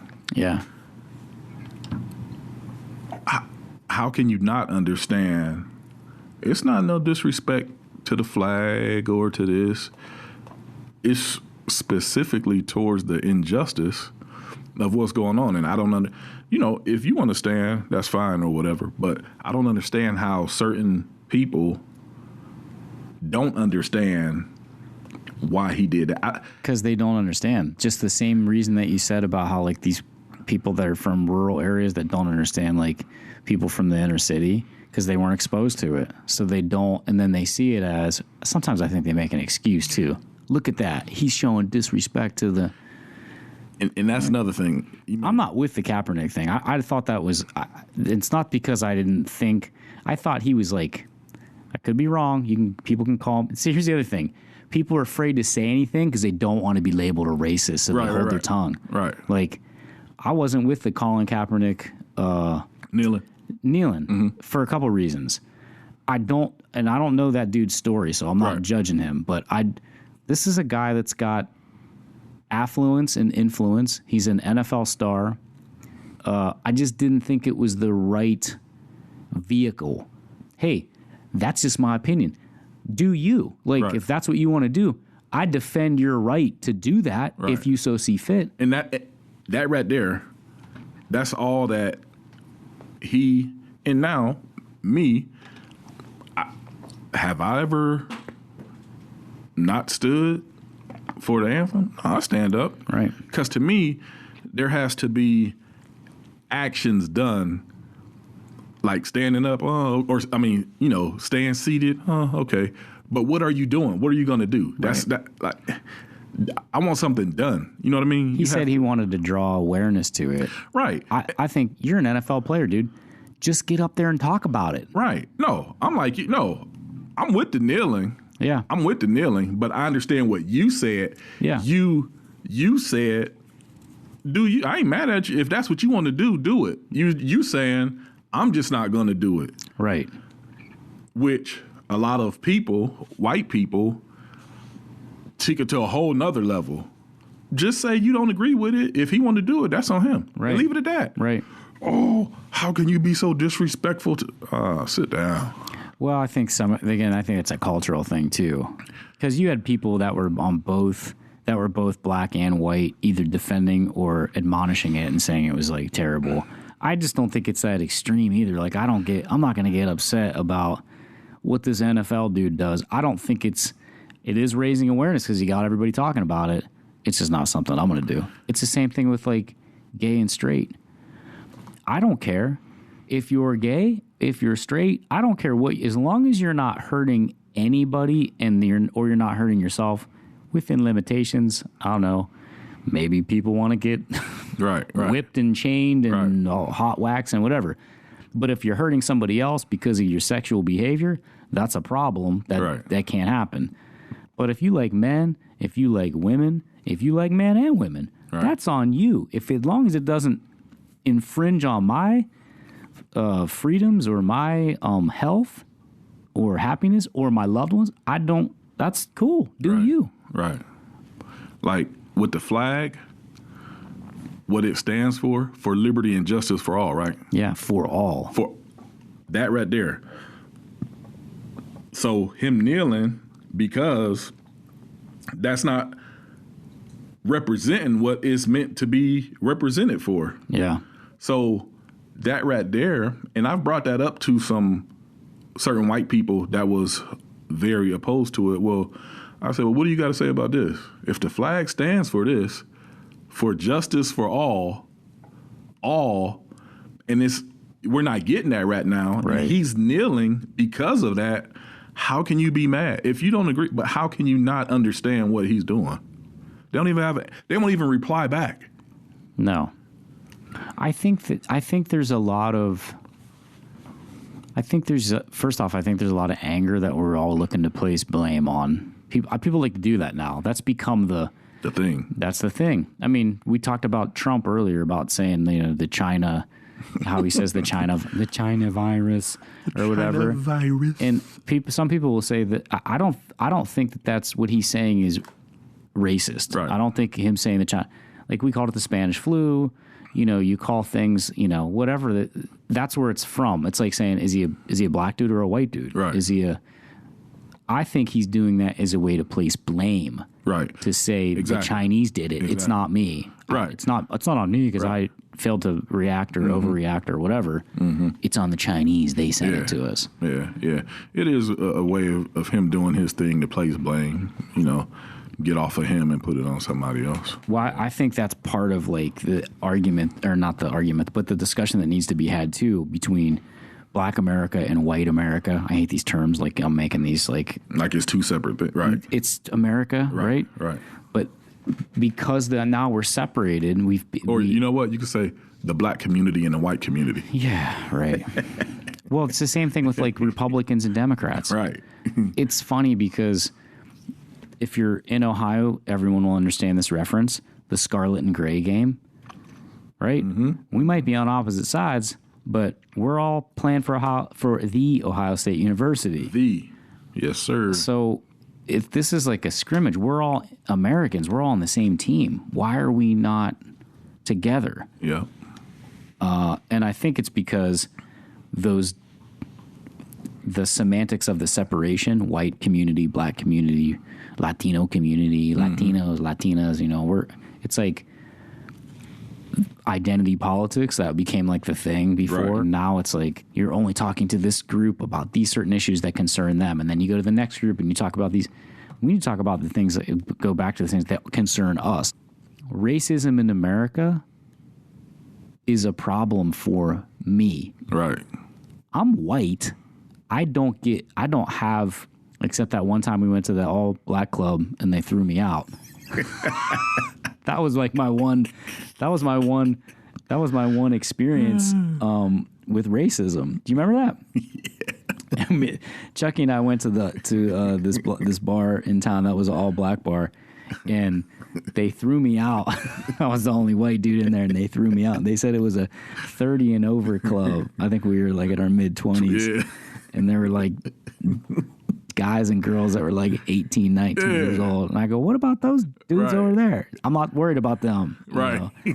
I think they were mad because there was a couple chicks I was like trying to talk to. But right. But then again, this goes back to the they see you and probably thought, oh man, this cat the police. He could have. Because they knew what I did. So they probably think, you know what I mean? So they probably thinking you could be. And you being white like you about to bust us or something. Bust it. You know what I mean? That's I had long hair, man, with the Magnum PI shirt on. Right. Man. You could have been undercover. Yeah. Well, that's true. I never thought about that. But that's that is the thought process a lot of times. Yeah. But that was an eye opener for me, and that kind of I thought, man, if I reverse this and I was the black dude in an all white place and I got asked to leave, I was angry after that happened. Because I was actually talking to some chicks at the bar that I thought, and then the dude throwing me out kind of squashed that whole scenario. But now I'm a piggyback on that. The reasoning, I'm not trying to justify them doing that, but the reasoning is different. If it was me getting kicked out of an all white bar, it would be probably because they just straight racist. Probably we don't want no black people here. Period. Like. Could be, right. That's true. It could have been that. We don't want no white people here. But I think it was more of just the police. Well, why didn't they kick you out? They kicked you out by proxy because they kicked me out. But why didn't they kick you out? Because I'm black. See what I'm saying, though? Because I'm black. And it's like, I'm not trying to bust them. Yeah. You know what I mean? Yeah, I guess. It's different but same. Yeah. It's different but same. I see where you're coming from. I think maybe they were throwing me out too because I think there may have been steal them black chicks. Yes, and I think the dude was kind of protecting me because I think there was some dudes in there that were mad. Eyeballing. Yeah. I've had that racism because of white girls. Sure. Right. I mean, like all the time. I bet. At jobs, it's like, oh, cats be mad. Yeah. Why are you talking to him? Yeah, for real. Yeah, like, yeah. Mm-hmm. It's definitely on both sides. Yeah. And I think people are, and I can understand it, and they should be, but we got to stop being angry too. And we got to stop being so defensive and start, like, I may not like what somebody says, but that doesn't mean I shouldn't listen to it. Right. It doesn't mean that they're not telling the truth. Right. Or they're not right. Right. Like, remember when you were a kid and your mom or dad were hollering at you or, because I did some really dumb shit in my life. And then, like, my parents would be, like, injecting that truth, giving me that truth and, like, harshly. Right. Like, you got to get it together. Right. And I didn't want to hear that. And I didn't want to listen and I didn't like it. And I was defensive about it. I was making excuses why maybe I acted a certain way or maybe... But that didn't mean that they weren't right. It doesn't mean that they weren't saying the truth. I think people need to do the same thing, that we have to be open to hear the truth. Because I think white community, white America, I hate these terms. I think there's some white people out there that are angry, they're defensive, and they feel like this term white privilege, right? That's like a big thing that everyone gets like triggered on or whatever. I don't really care. I don't like words. I was taught sticks and stones, break your bones. Words don't ever hurt you. So, but I can understand why they would be like, why there's rich privilege and there is white. Like, I know that my white skin is a benefit to me because I don't get looked at unless I'm in other neighborhoods. This has happened to me a couple times, but even so, I don't get looked at sideways as if, is the person going to rob me or they're black or whatever. I don't know what people think, but so there's a benefit to that. But I also know that I still have to show up and work hard and do my due diligence and do my stuff and blah, blah, blah. I may have got an opportunity that somebody may have not gotten because I'm white, and that shit's wrong. I also know that What I do with that opportunity is what gets me to the next Right. level. Gets Right. me, what do they call those things that the frogs jump on? Lily pad. A lily pad. I'm going from lily pad to lily pad to get to a cross. I have to make do with that opportunity. So I think people who are doing that get angry at this idea of, or defensive of, because I'm the same way. If I got blamed, it just goes back to that thing that this guy doesn't like me because I'm white. Why doesn't he like me? Because he doesn't trust me. Okay, I can understand it because maybe he was done wrong by A bunch of other white people, or maybe he holds on to this because it goes back to slavery, right? It goes back to slavery, the racial things, and like I always think like, what does that have to do with me? Right.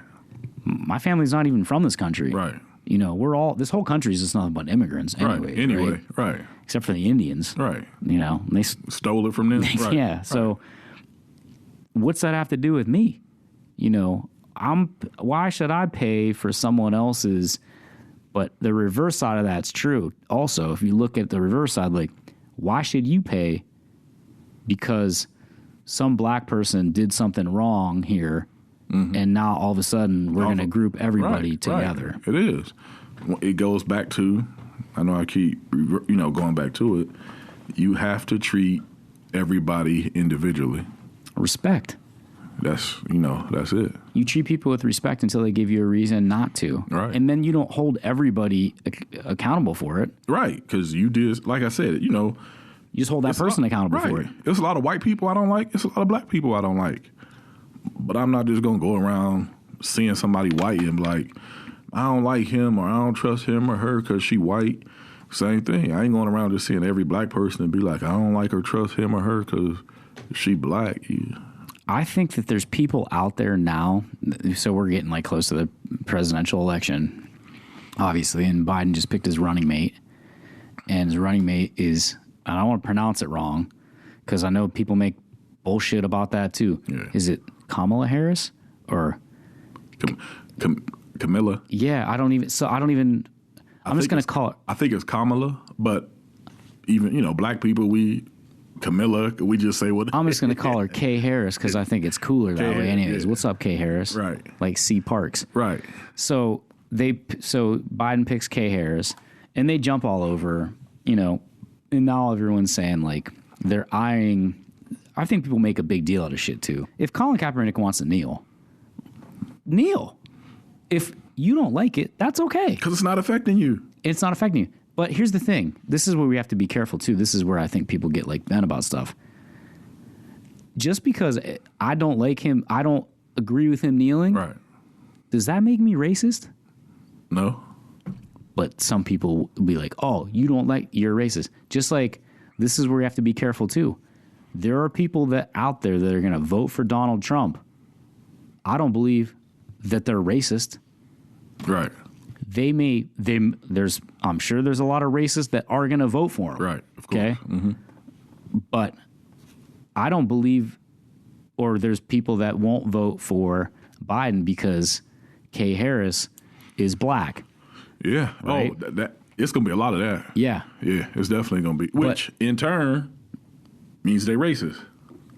Well, if they don't vote for Biden because of Kay Harris, because she's black, they're for sure racist. Right.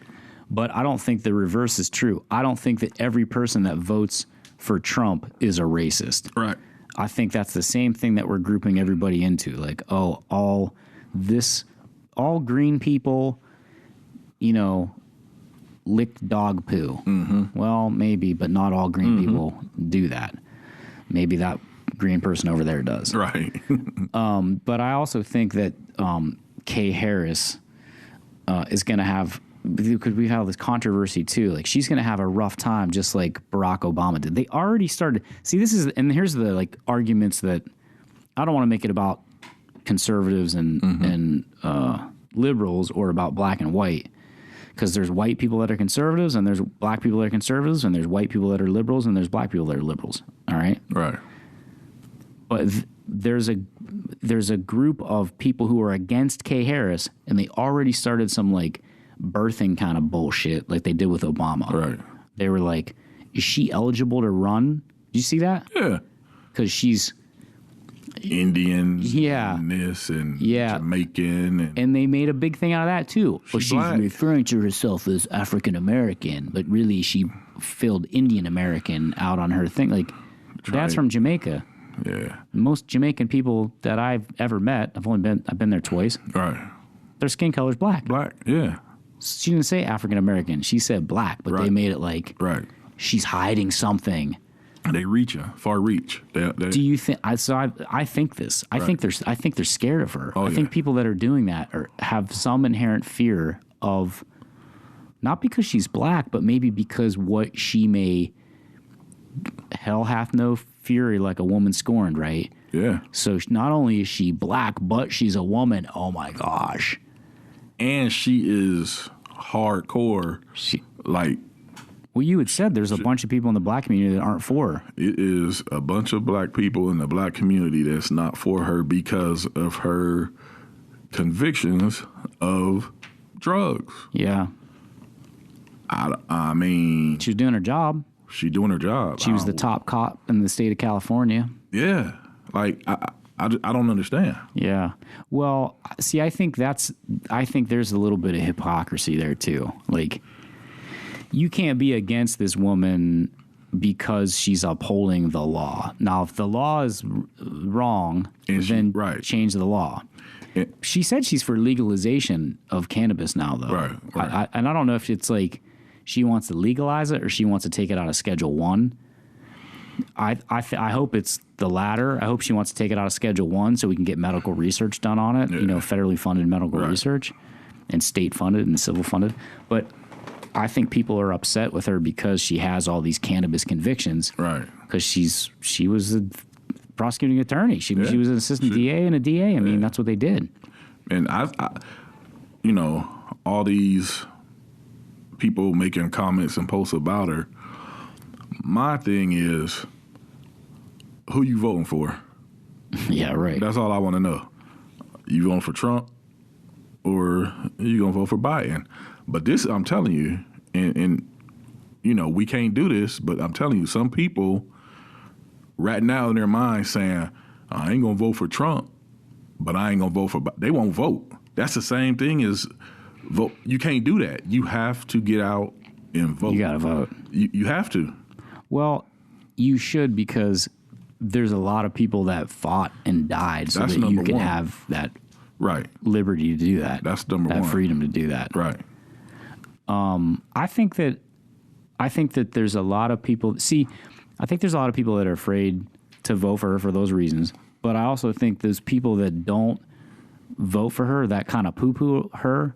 Like, are they poo-pooing her because of the drugs? Like, I've heard people say she locked a lot of the black community up, and that's why they don't like her. I don't give any. See, I'm not going to give a white person a pass or a black person a pass that's committing a crime. Mm-hmm. Weed, cannabis, is a little bit different. Mm-hmm. Obviously, I think those laws need changed. But let's take the drug part off the table. If she prosecuted a white, what I think rape is, aside from murder, I think rape is like the worst crime. Right? Those two are. Yep. So I'm not giving you a pass. I think people make excuses sometimes. Oh, I'm not going to protect you if you're white, and I'm not going to protect you if you're black. Right. If you're a rapist, Right. you're a rapist. Mm-hmm. I don't like when people are like mad at her for putting away a black criminal. Right. As if she was supposed to give that person a pass Right. because they were black and she's also black. I just think It is. that'd be like, I'm giving this white person a pass because I'm white. Because you white. Right. That's not cool. Yeah. They're going to have a tough run. But I also think that if they can get past that controversy stuff and get past some of the misconceptions, because there's a lot of people that are out there talking about that police stuff that she said defund the police. Mm-hmm. And I don't think she's actually said defund the police. Yeah. She said she's open to law enforcement reform. Right. And Biden is against defunding the police because maybe he doesn't. I'm sure he knows what defund the police means now. Right. But we need reform. That's like saying, same thing with, you're the dogs. The dog is. Do you ever stop working on the dog? No, you have to. You always keep working on it. Right. So you always keep working. You always keep sending these cops to in-service or whatever industry you're in. I'm in the production world, right? Mm-hmm. I never stop working on my craft and trying to make it better and trying to make my process better. That's it. Trying to make it right. Why wouldn't you want to make law enforcement better? Right. And that doesn't mean they got to change the term defund. Because the good old boy system don't want it better. They like it how it is. Well, I think that they are so, people don't like change and they're so set in their ways that they're almost like, I used that example earlier when we were talking. Barry and I got put on that board, and we got recruited to be put on the board. And the reason we never engaged in that group, it was an art group. The reason we never engaged in it is because they were off-putting to us initially when we were younger. And this older woman's director came and recruited us, and we told her we never wanted to be a part of it because you guys were never open and friendly to younger artists. You guys kind of thought like, oh no, we've changed, we're not that way. So we get on the board and we get inside the system and we start to, and we're both, Barry will admit he's probably a little bit more louder and forceful with his opinions than I am, and I am too, but we both got in there, we started shaking things up. We started doing some really cool stuff. We started wanting to make some changes that were positive changes that we saw as part of the change. All they saw was, you want to change, and this woman is older and has done, and she's done a nice job at what she's done, but she wanted to hold on to that control. And because of that, she fought us at every step. And we trying to explain to her, like, so I think it's the same system. I think it's the same thing. Like, they're afraid to get rid of the control. Yep. They're afraid of the change of that system. Because you'll hear people sometimes. My wife says this sometimes. I'll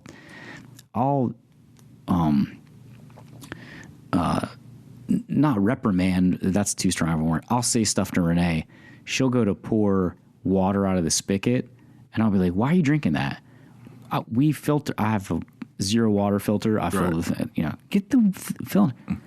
I've been drinking this. This is how I've been doing it for 40 years. That don't make it right. The water that's in that filter is better than the water that's coming out of that tap. Why don't you just do that? Right. I think it's some of the same reasoning. Yeah. Stuck in their ways and, yeah. Do you think that, I already know the answer to this question. Did you ever smoke cannabis? Nope.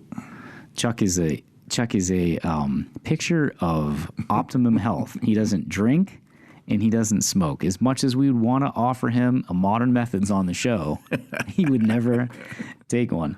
Do you think they should legalize weed? Legalize cannabis? Yeah, I don't think that weed is that bad. And for medical purposes, for mainly, really. Yeah. But yeah, I think they should just go ahead and legalize. I wonder if that's going to be she thinks Kamala Harris, K Harris, I'm going to try to make that a thing now. She thinks that they should legalize it too. That's a sticking point for some people. The other sticking point is people think, now you're a gun owner. Mm-hmm. I'm a gun owner. We're both Democrats. Do you think they should come confiscate our guns? Nah. No. Nah. But the misconception is they're going to confiscate our guns. Right. All Democrats, they just want to take your guns. Right. Right. That's the biggest misconception ever. They're talking about taking away AK-47s, all these, guns that should be used in the military, that are used in the military. Right. Not walking down the city of Warren, Ohio with a machine gun. Right. AK-47s, like, oh, that's crazy. Well, and here's the thing, too, and I think that, people said, Kay Harris is going to take their guns, and she's for mandatory background checks and for more regulation and all that stuff, and ban on, I hate the terminology, assault-style weapons. Every weapon is used for an assault. It's assaulting on somebody else, right? So we're talking about semantics.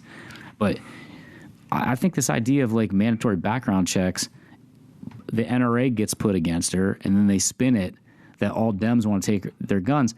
I want more gun safety. I think it should be harder to get an AK-47.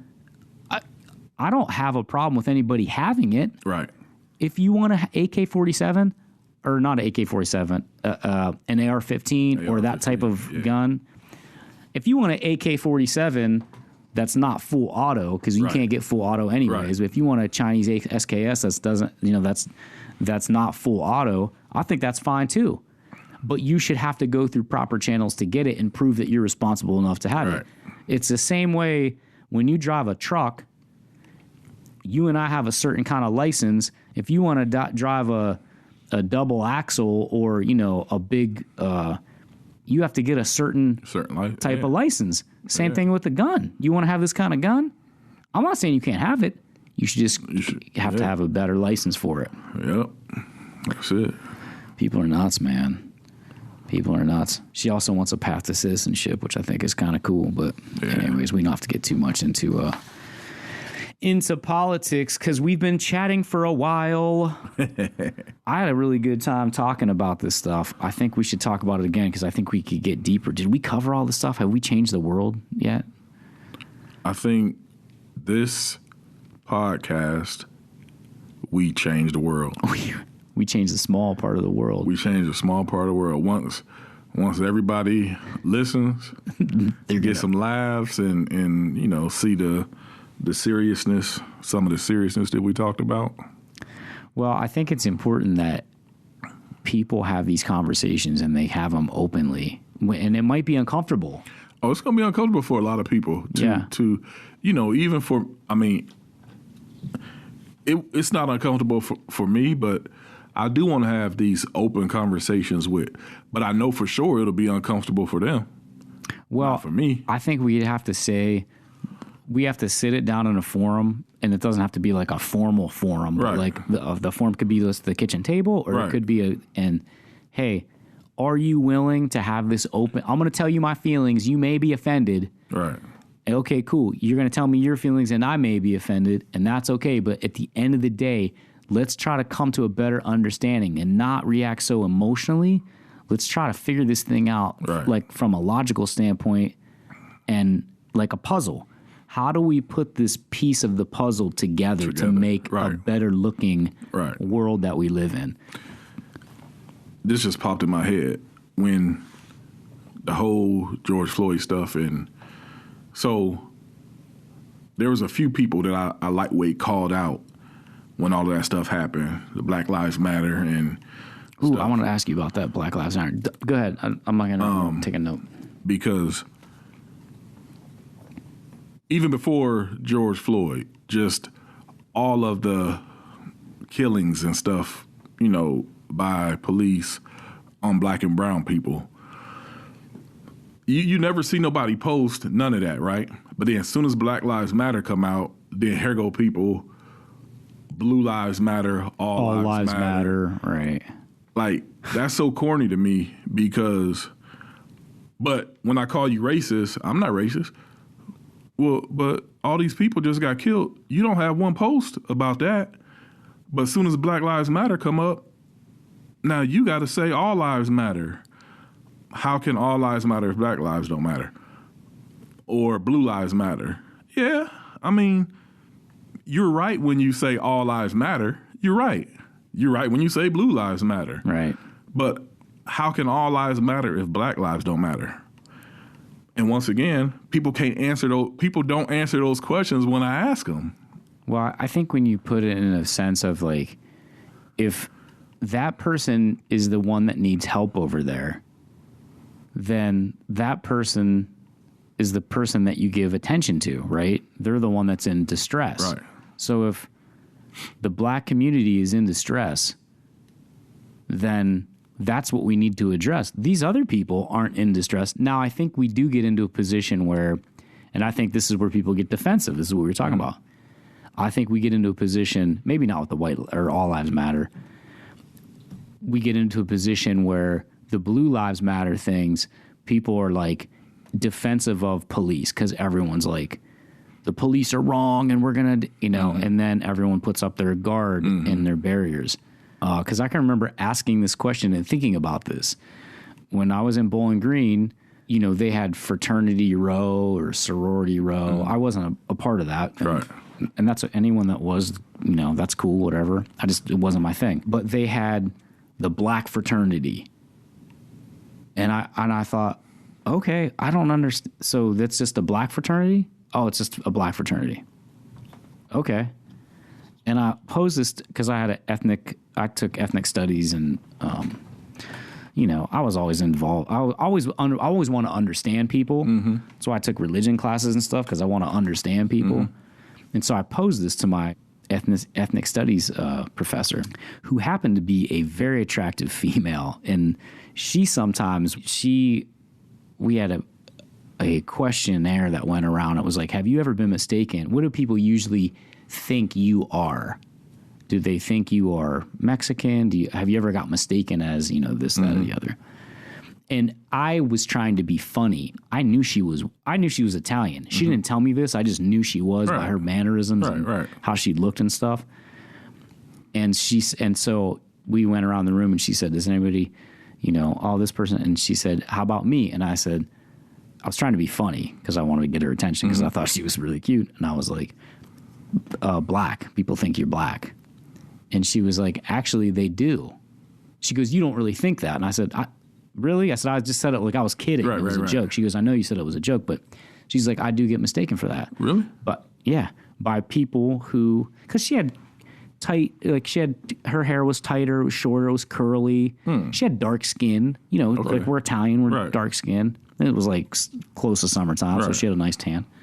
But she said people who didn't have that experience. That wasn't the point of my story. I don't know why I got sidetracked on that. I asked that teacher, that professor, why do they have black fraternities? And the answer was they formed all black fraternities because they wouldn't allow black people to join fraternities. Right. So to this same degree, I'm kind of making this progression down the lily pad here to the next side. In the same line of thinking, if we had an all-white fraternity, they'd be like, what the heck? That's racist. Mm-hmm. Which would be true if you excluded one group. Mm-hmm. So I always wondered if a white person rushed the all-black fraternity, would they get in or would they not? I don't know. And if they didn't get in because they were white, that would be racist. So I think they would let them in. I don't know. I always wondered this. Because I think people get offended too, which I think is silly. When people say like black power and someone will say, man, if I went around and said white power, I would be racist. But that's not the point because you weren't oppressed. You weren't, now listen, you're not a slave. Your parents weren't slaves or whatever, but you can go far enough back. Right. I'm reading a book. This is so interesting. I don't know how I even missed this from before. Remember Will Harris? Mm-hmm. Will wrote a book. It's so good. Oh, you told me about that. It's called, Yeah. It's called The Wicker Diaries. Right. It's so good. And it's about his lineage and how he traced his great-great-grandfather. I don't know how many greats it was, but they were slaves. They came up in the South through Alabama, and it's an amazing story. It's also really sad because you think like how black slaves were treated. So I asked that question. Like, people aren't looking at it like the Wicker Diaries. Mm-hmm. People are looking at it and going, well, if I said white power, yeah, but you were never oppressed those people were. Even with BET years ago, remember? Yeah, Black Entertainment Television. Like, when that first came out, people were, if we had a white, well, 97%. But you already kind of do. Yeah, right. What are you talking about? Yeah. Like, people always try to switch the narrative, man. Yeah. I know. They always want to switch the narrative. Well, it's like they're almost like it's like defensive of something. And I don't, just because, and this is to your point about Black Lives Matter, just because you're saying Black Lives Matter, you're not saying Black lives are the only lives that matter. Right. You're just trying to be included. Right. That's all. Listen. People say Black Lives Matter is a terrorist organization. Right. Yeah. Listen, as black people, all we want is to be equal. You don't got to give me nothing. Don't give me nothing. Just give me the same opportunity. That's it. Be equal. Give me the same opportunity. That's simple. Yeah. As that. That's it. Yeah. You know, this world and country can be a much, much better place if people just live by that. You know what I mean? Follow that. Like, treat everybody the same. Treat everybody equal. Don't be so sensitive about, you know, certain slogans or words, and understand what that means. Or try to understand. Yeah. But like we said before, a lot of people do understand, but they want to switch the narrative to what they want it to be. Some people. So we can have this division and divide of, you know, what we have now in this country. But, yeah, man, just want to be, you know, all inclusive. Right. That's it. It's funny because you talk about narrative, too. I'm going to get political for one last second because we're already into our second hour. Facts. Talking for 2 hours, man. You know we was going to freestyle like this. It's like a double episode. I'm Jay-Z. You over there you like that old school, like you like Run DMC and all, which I do too. But how come I got to be Run DMC? Because Jay-Z, that's my boy. Why can't I be Cube, man? Yeah, you can be Ice Cube. Because he's old, is that what you're saying? Cube. No, I like Cube. Cube hard. I know. I think there'll be people that don't want to vote for Biden, and they say this. Right? The whataboutisms. Well, what about Obama? Or what about this? Or what about this? Or what about that? And so people will say Biden's too old to run for president. Right.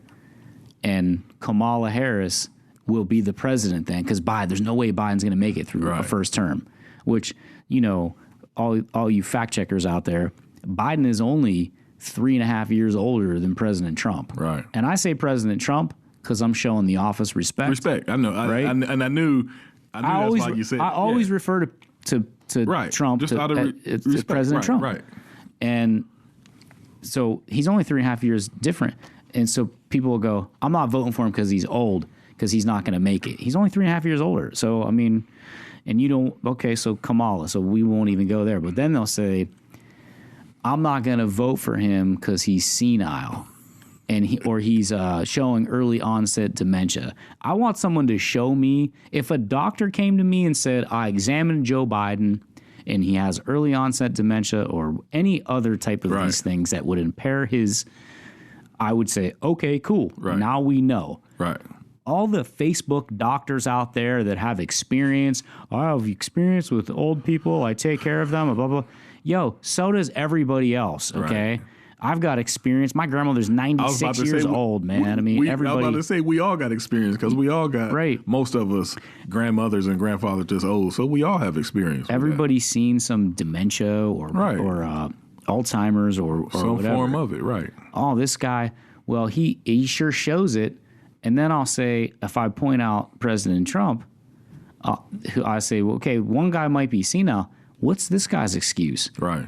He said the other day that the reason that the Spanish flu ended at the end of World War II, and that's why, because the soldiers all went home. I'm like, dude, the Spanish flu was in 1918, and people are like, well, he just misspoke. He meant World War I, which I'm a bit of a history buff anyways, ended in 1917. Right. But my point is, they'll say he misspoke. Well, can't Joe Biden misspeak too? He can't get tongue-tied? If he gets tongue-tied, he's senile or dementia. But if Trump does it, he just misspoke. Right. Or what about that Sharpie? Remember when he had that Sharpie and he was like trying to include the other part of the map? He wants to make his own narrative. So, I mean, like, that's not a reason for me to say why. If you're saying you voting for President Trump because his policy in getting out of the Paris Accords because you don't believe in climate change or you want more industry or you think it's better to have more money than whatever the thing is, okay? Mm-hmm. I'll accept that. I don't care. I just want you to vote. Right. But you can't say you're not going to vote for this guy because of those two things. And then you can't say Creepy Joe, which Trump is entertaining, man, right? Yeah. We were laughing about it. He's like, Creepy Joe. Yeah. Or what, I'm working on my Trump So impression. when you say Sleepy Joe, it's funny. You laugh. I mean, I laugh at a Sleepy Joe this and this and this. Pocahontas. Pocahontas. It's funny. Call Elizabeth Warren Pocahontas. He's But that's what he entertaining is. as hell. He's an entertainer. Get back on TV. Right. You know what I mean? At 8 o'clock at night on CBS or whatever and do what you do. Yeah, he's very entertaining. I don't know if he's he's definitely not a unifier. He's been very divisive. Oh, man. Divisive Donald. That's good. You know who funny, though? I know you're going to say Michael Rappaport. Oh, I knew you were going to say it. Dude, I'd be dead. When he calls him dead. When he calls him D-Stain Donald. Oh, man. You D-Stain. Oh, he'd be mad, too, man. He starts spitting. He's like talking and spitting. But here's my thing with that. People talk about Biden and say like, oh, he's and his behavior's been a little weird. His right.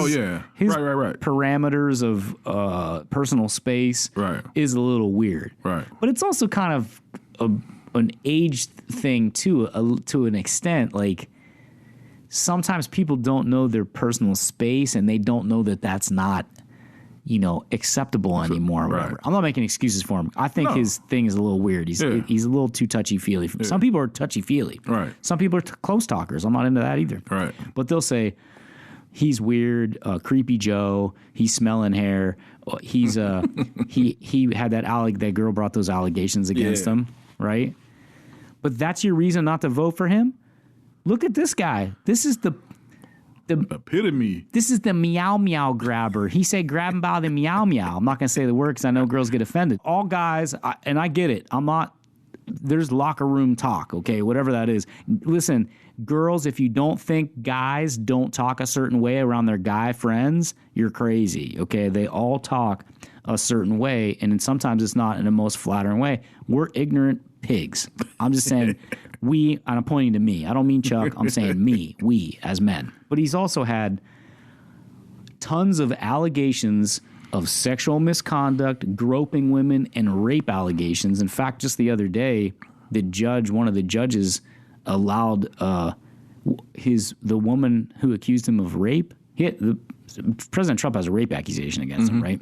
From before. Mm-hmm. And they just allowed her to sue him civilly. This guy settled tons of sexual lawsuits. And I'm not saying that I don't know. I wasn't there. Is some of it true? Is it all true? Maybe it's all, BS. Maybe people are after his money. I don't know. Right. But I'm just saying that can't be the reason you're not voting for Biden because he's Creepy Joe. Because this dude's the meow meow grabber. Yeah. Okay? Yeah. And kind of brags. He do. Yeah. He does whatever he wants to do. What did he say about the one girl about he seems a little bit misogynistic, like maybe he doesn't like women. Mm-hmm. And he was talking about if she's bleeding out of her nose. Yeah. Someone said the other day, Joe Biden called somebody a horse-faced soldier or something. I don't know. It was like some other crazy, And I go, that's what you're saying is indecent? Right. This dude was making fun of a guy who had a mental handicap or physical handicap. Remember when he was making fun of that dude? Yeah. So you can't claim that Biden is the indecent one when this... Talk about policy. That's the stuff that we got to be... That's what we... Yeah. Yep. If you're voting for Trump and you're not voting for Biden, it better be because of... This, and this policy. Yeah. Right. The Chinese tariffs, the ban on... all that stuff. I did see I didn't read too much into it, which I need to, but he did lower the drug prices. He did some stuff with and I don't know if that's even came to pass. I think there's some stuff that Trump has done policy-wise that has been beneficial to the economics of our country. Because he's aggressive. He's very aggressive. Very aggressive. People like that. Yeah, they like that. And that's one reason why they like him and want to vote for, because no matter what, he's just going. He don't take no shit. Yeah, just full steam aggressive. But he's not very measured. Not measured at all. No. No. Just boom. Go to it. Yeah. Someone had a sign in their yard that said, any adult in the room, 2020, or, something like that. Any competent adult or something along those lines. Because I was having a discussion today, and it was, I'm not gonna, I don't care that Trump's like that. He's aggressive or he does whatever. But if there's two warring sides and they're on the playground, when we were in middle school and there was a fight on the playground, the teacher did not come out and try to arbitrate or decide who was right or wrong. Right. They might not lie. I mean, they're human too. I taught school for a little bit. There were certain kids I favored and certain kids I didn't. I liked them better. I try to teach everybody equally. Mm-hmm. Some kids, like when Trump says, punch that guy in the mouth at the rally, right. whatever. Yeah. There's some people you want to punch in the mouth. But you don't go that, like, with the teachers, if a teacher said that in school, she came outside and she was like, there was a fight, and she was like, that's right, Johnny, kick his teeth out. Right. I beat Tommy's butt. Tommy might have it coming. Yeah. But they would never do that. They would separate him, take him to the principal's office. We need someone to unify and stop all the craziness instead of instigate it. And that's just what old Donald does. Donnie. What'd Donnie. you call him? Donald. Divisive Donnie. Yeah. But Rappaport calls him D-Stain Donnie. It's funny. It's funny. Divisive Donnie. Yep. Well, we should probably sign off because it's been a little bit of a long episode. But I think we'll be back. Yeah, I think we definitely need to have this conversation again. Yeah. We'll get deeper into it maybe after the election. Yeah. Yeah, the beginning of the year. Well, season 2 will be ending here shortly. Prodder's out there, but we will have season 3 that'll start in 2020. So when this election's over with and we've all settled down. 21. Oh, 2021. Gosh, yeah. We can't get rid of 2020 fast enough. So when 21? Like the beginning or? We usually start I think I'm going to start season 3. I'm going to attempt to start season 3 in January when business is not like real hot at that time. We don't typically pick up till the spring. So I could be the first guest on season 3. Oh, I see. Chucky's positioning himself to be the first guest. Yeah, possibly. We will consider that. Yeah. Only if maybe you can train one of the Malinois to come in and speak on cue. Did you teach him that? Nah. Well, what? I have. Not everyone. I have. Yeah. Ghazi's speaking on cue would be just looking at you. That's his cue. He just already, as soon as he see you, he fired up. Really? Oh, yeah. Why do they have so much drive? It's their breed? Yeah. And the handling, too. No, that's just what, he fired up. I told you, Lamborghini. How do you focus that? How do I channel that? Channel it. That's a better word, yeah. How do you get the dog to channel that drive to do stuff? Most Malinois like balls or some type of a chase toy. Yeah. Like a bite pillow, what we call a bite pillow. Mm-hmm. It's made out of, it could be made out of two things, like jute. What's that? Jute material. I don't know what that is. Yeah, the material, like jute is, you ever go to the store and see, oh, here you go. What's that plant store out there on North River? That plant store? Oh, yeah. Where they have all like the bushes and shrubs and stuff. Yeah. You ever see when the plants is in that like brown? Oh yeah, like the sack for burlap sack. Yeah, type. Yeah. Jute is something like that. Okay, like almost like a canvas, like a thicker kind of. Yeah, or it could be made out of bite suit material. The pillow. So, where they bite and they get their frustration out. So, like, if we had a puppy in here right now, it would be focused on that. So, he'll look at me when that's first of all, you got to look at me because I'm the one, this is my toy.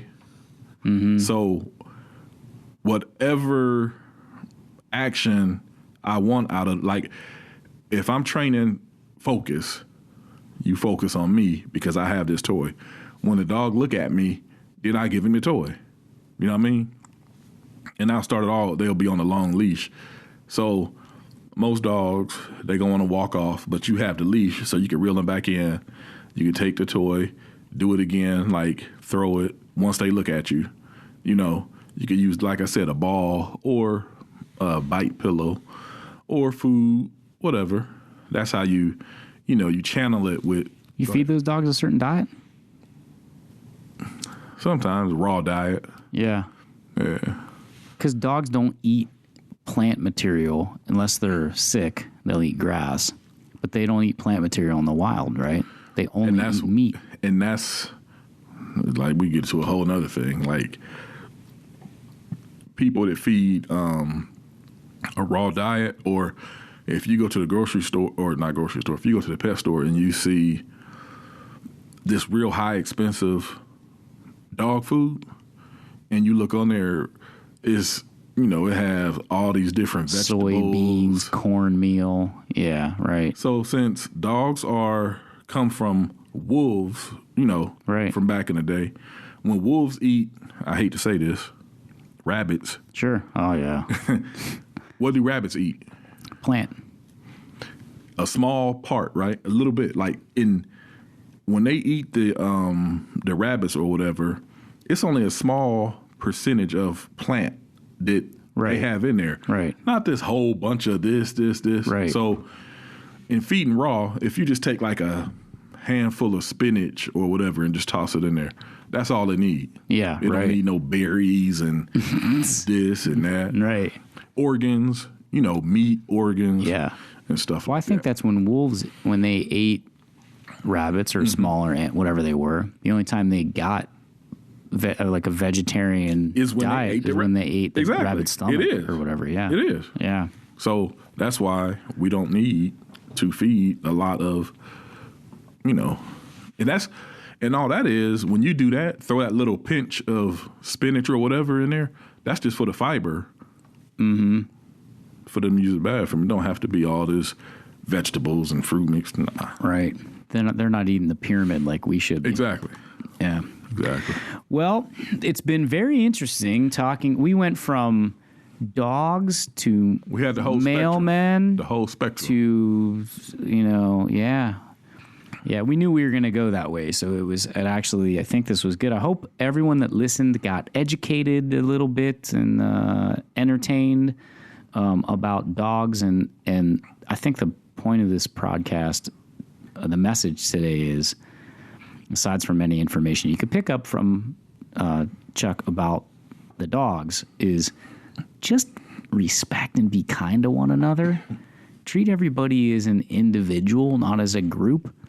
Not every Republican is a racist, only interested in money person, and not every liberal wants to take your guns, right? Or wants to, people are like, all Democrats want to do is kill babies and take their take people's guns. Like, no, they don't. Right. I don't want to kill babies. I'm actually, well, I'm not even going to say what I am, because that's like an argument that no one's ever going to agree on. Some people are going to be pro-life. Some people are going to be pro-choice. I'm pro-choice, flat out. People get mad and argue if they want. All right, well, I'm going to tell you, I'm actually pro-life with exception. I don't believe that. I mean, I think we should nurture and sustain any type of life, unless it is. I think a woman should be able to make a choice that if that pregnancy is breech, or it's what do they call it, atopic, or right. It's but under normal circumstances, you're pro-life. Under normal circumstances, I'm pro-life. Right, and I think rape. I think if a woman's raped and she gets pregnant, that's her decision. Right. I'm not going to dictate to you. You're going to have to keep a kid. You could make all the argument. That's not the kid's fault. Right. Okay. Yeah, but it's not her fault she got raped either. Right. Right. Rape, incest. Danger to the mother. Right. Of course. But I don't think that. Obviously, certainly, We're not using that because if my thing is, we're not using it as contraception, as an alternative to contraception. Right. Oh, I slipped. Whoops. Sorry. Right. But I don't know. Yeah, that's a whole nother. Yeah. Yeah. Right. Yeah. We have to find the things that the whole world agrees on, and those are the things that we should be talking about. Right. Because that stuff doesn't really have a whole lot of conversation in politics anyways. Right. Anyways, Listeners, lovers, and friends, thank you for listening. Chuck, thanks for coming on today. Thank you for having me. It was much needed, and I appreciate it, and definitely be back 2021. He's already said he's going to be the first guest for season 3. We'll see. I love you, man. All right, love you too. Listeners, lovers, and friends, we'll check you out the next time. Until then, stay electrified and be kind to one another. Peace.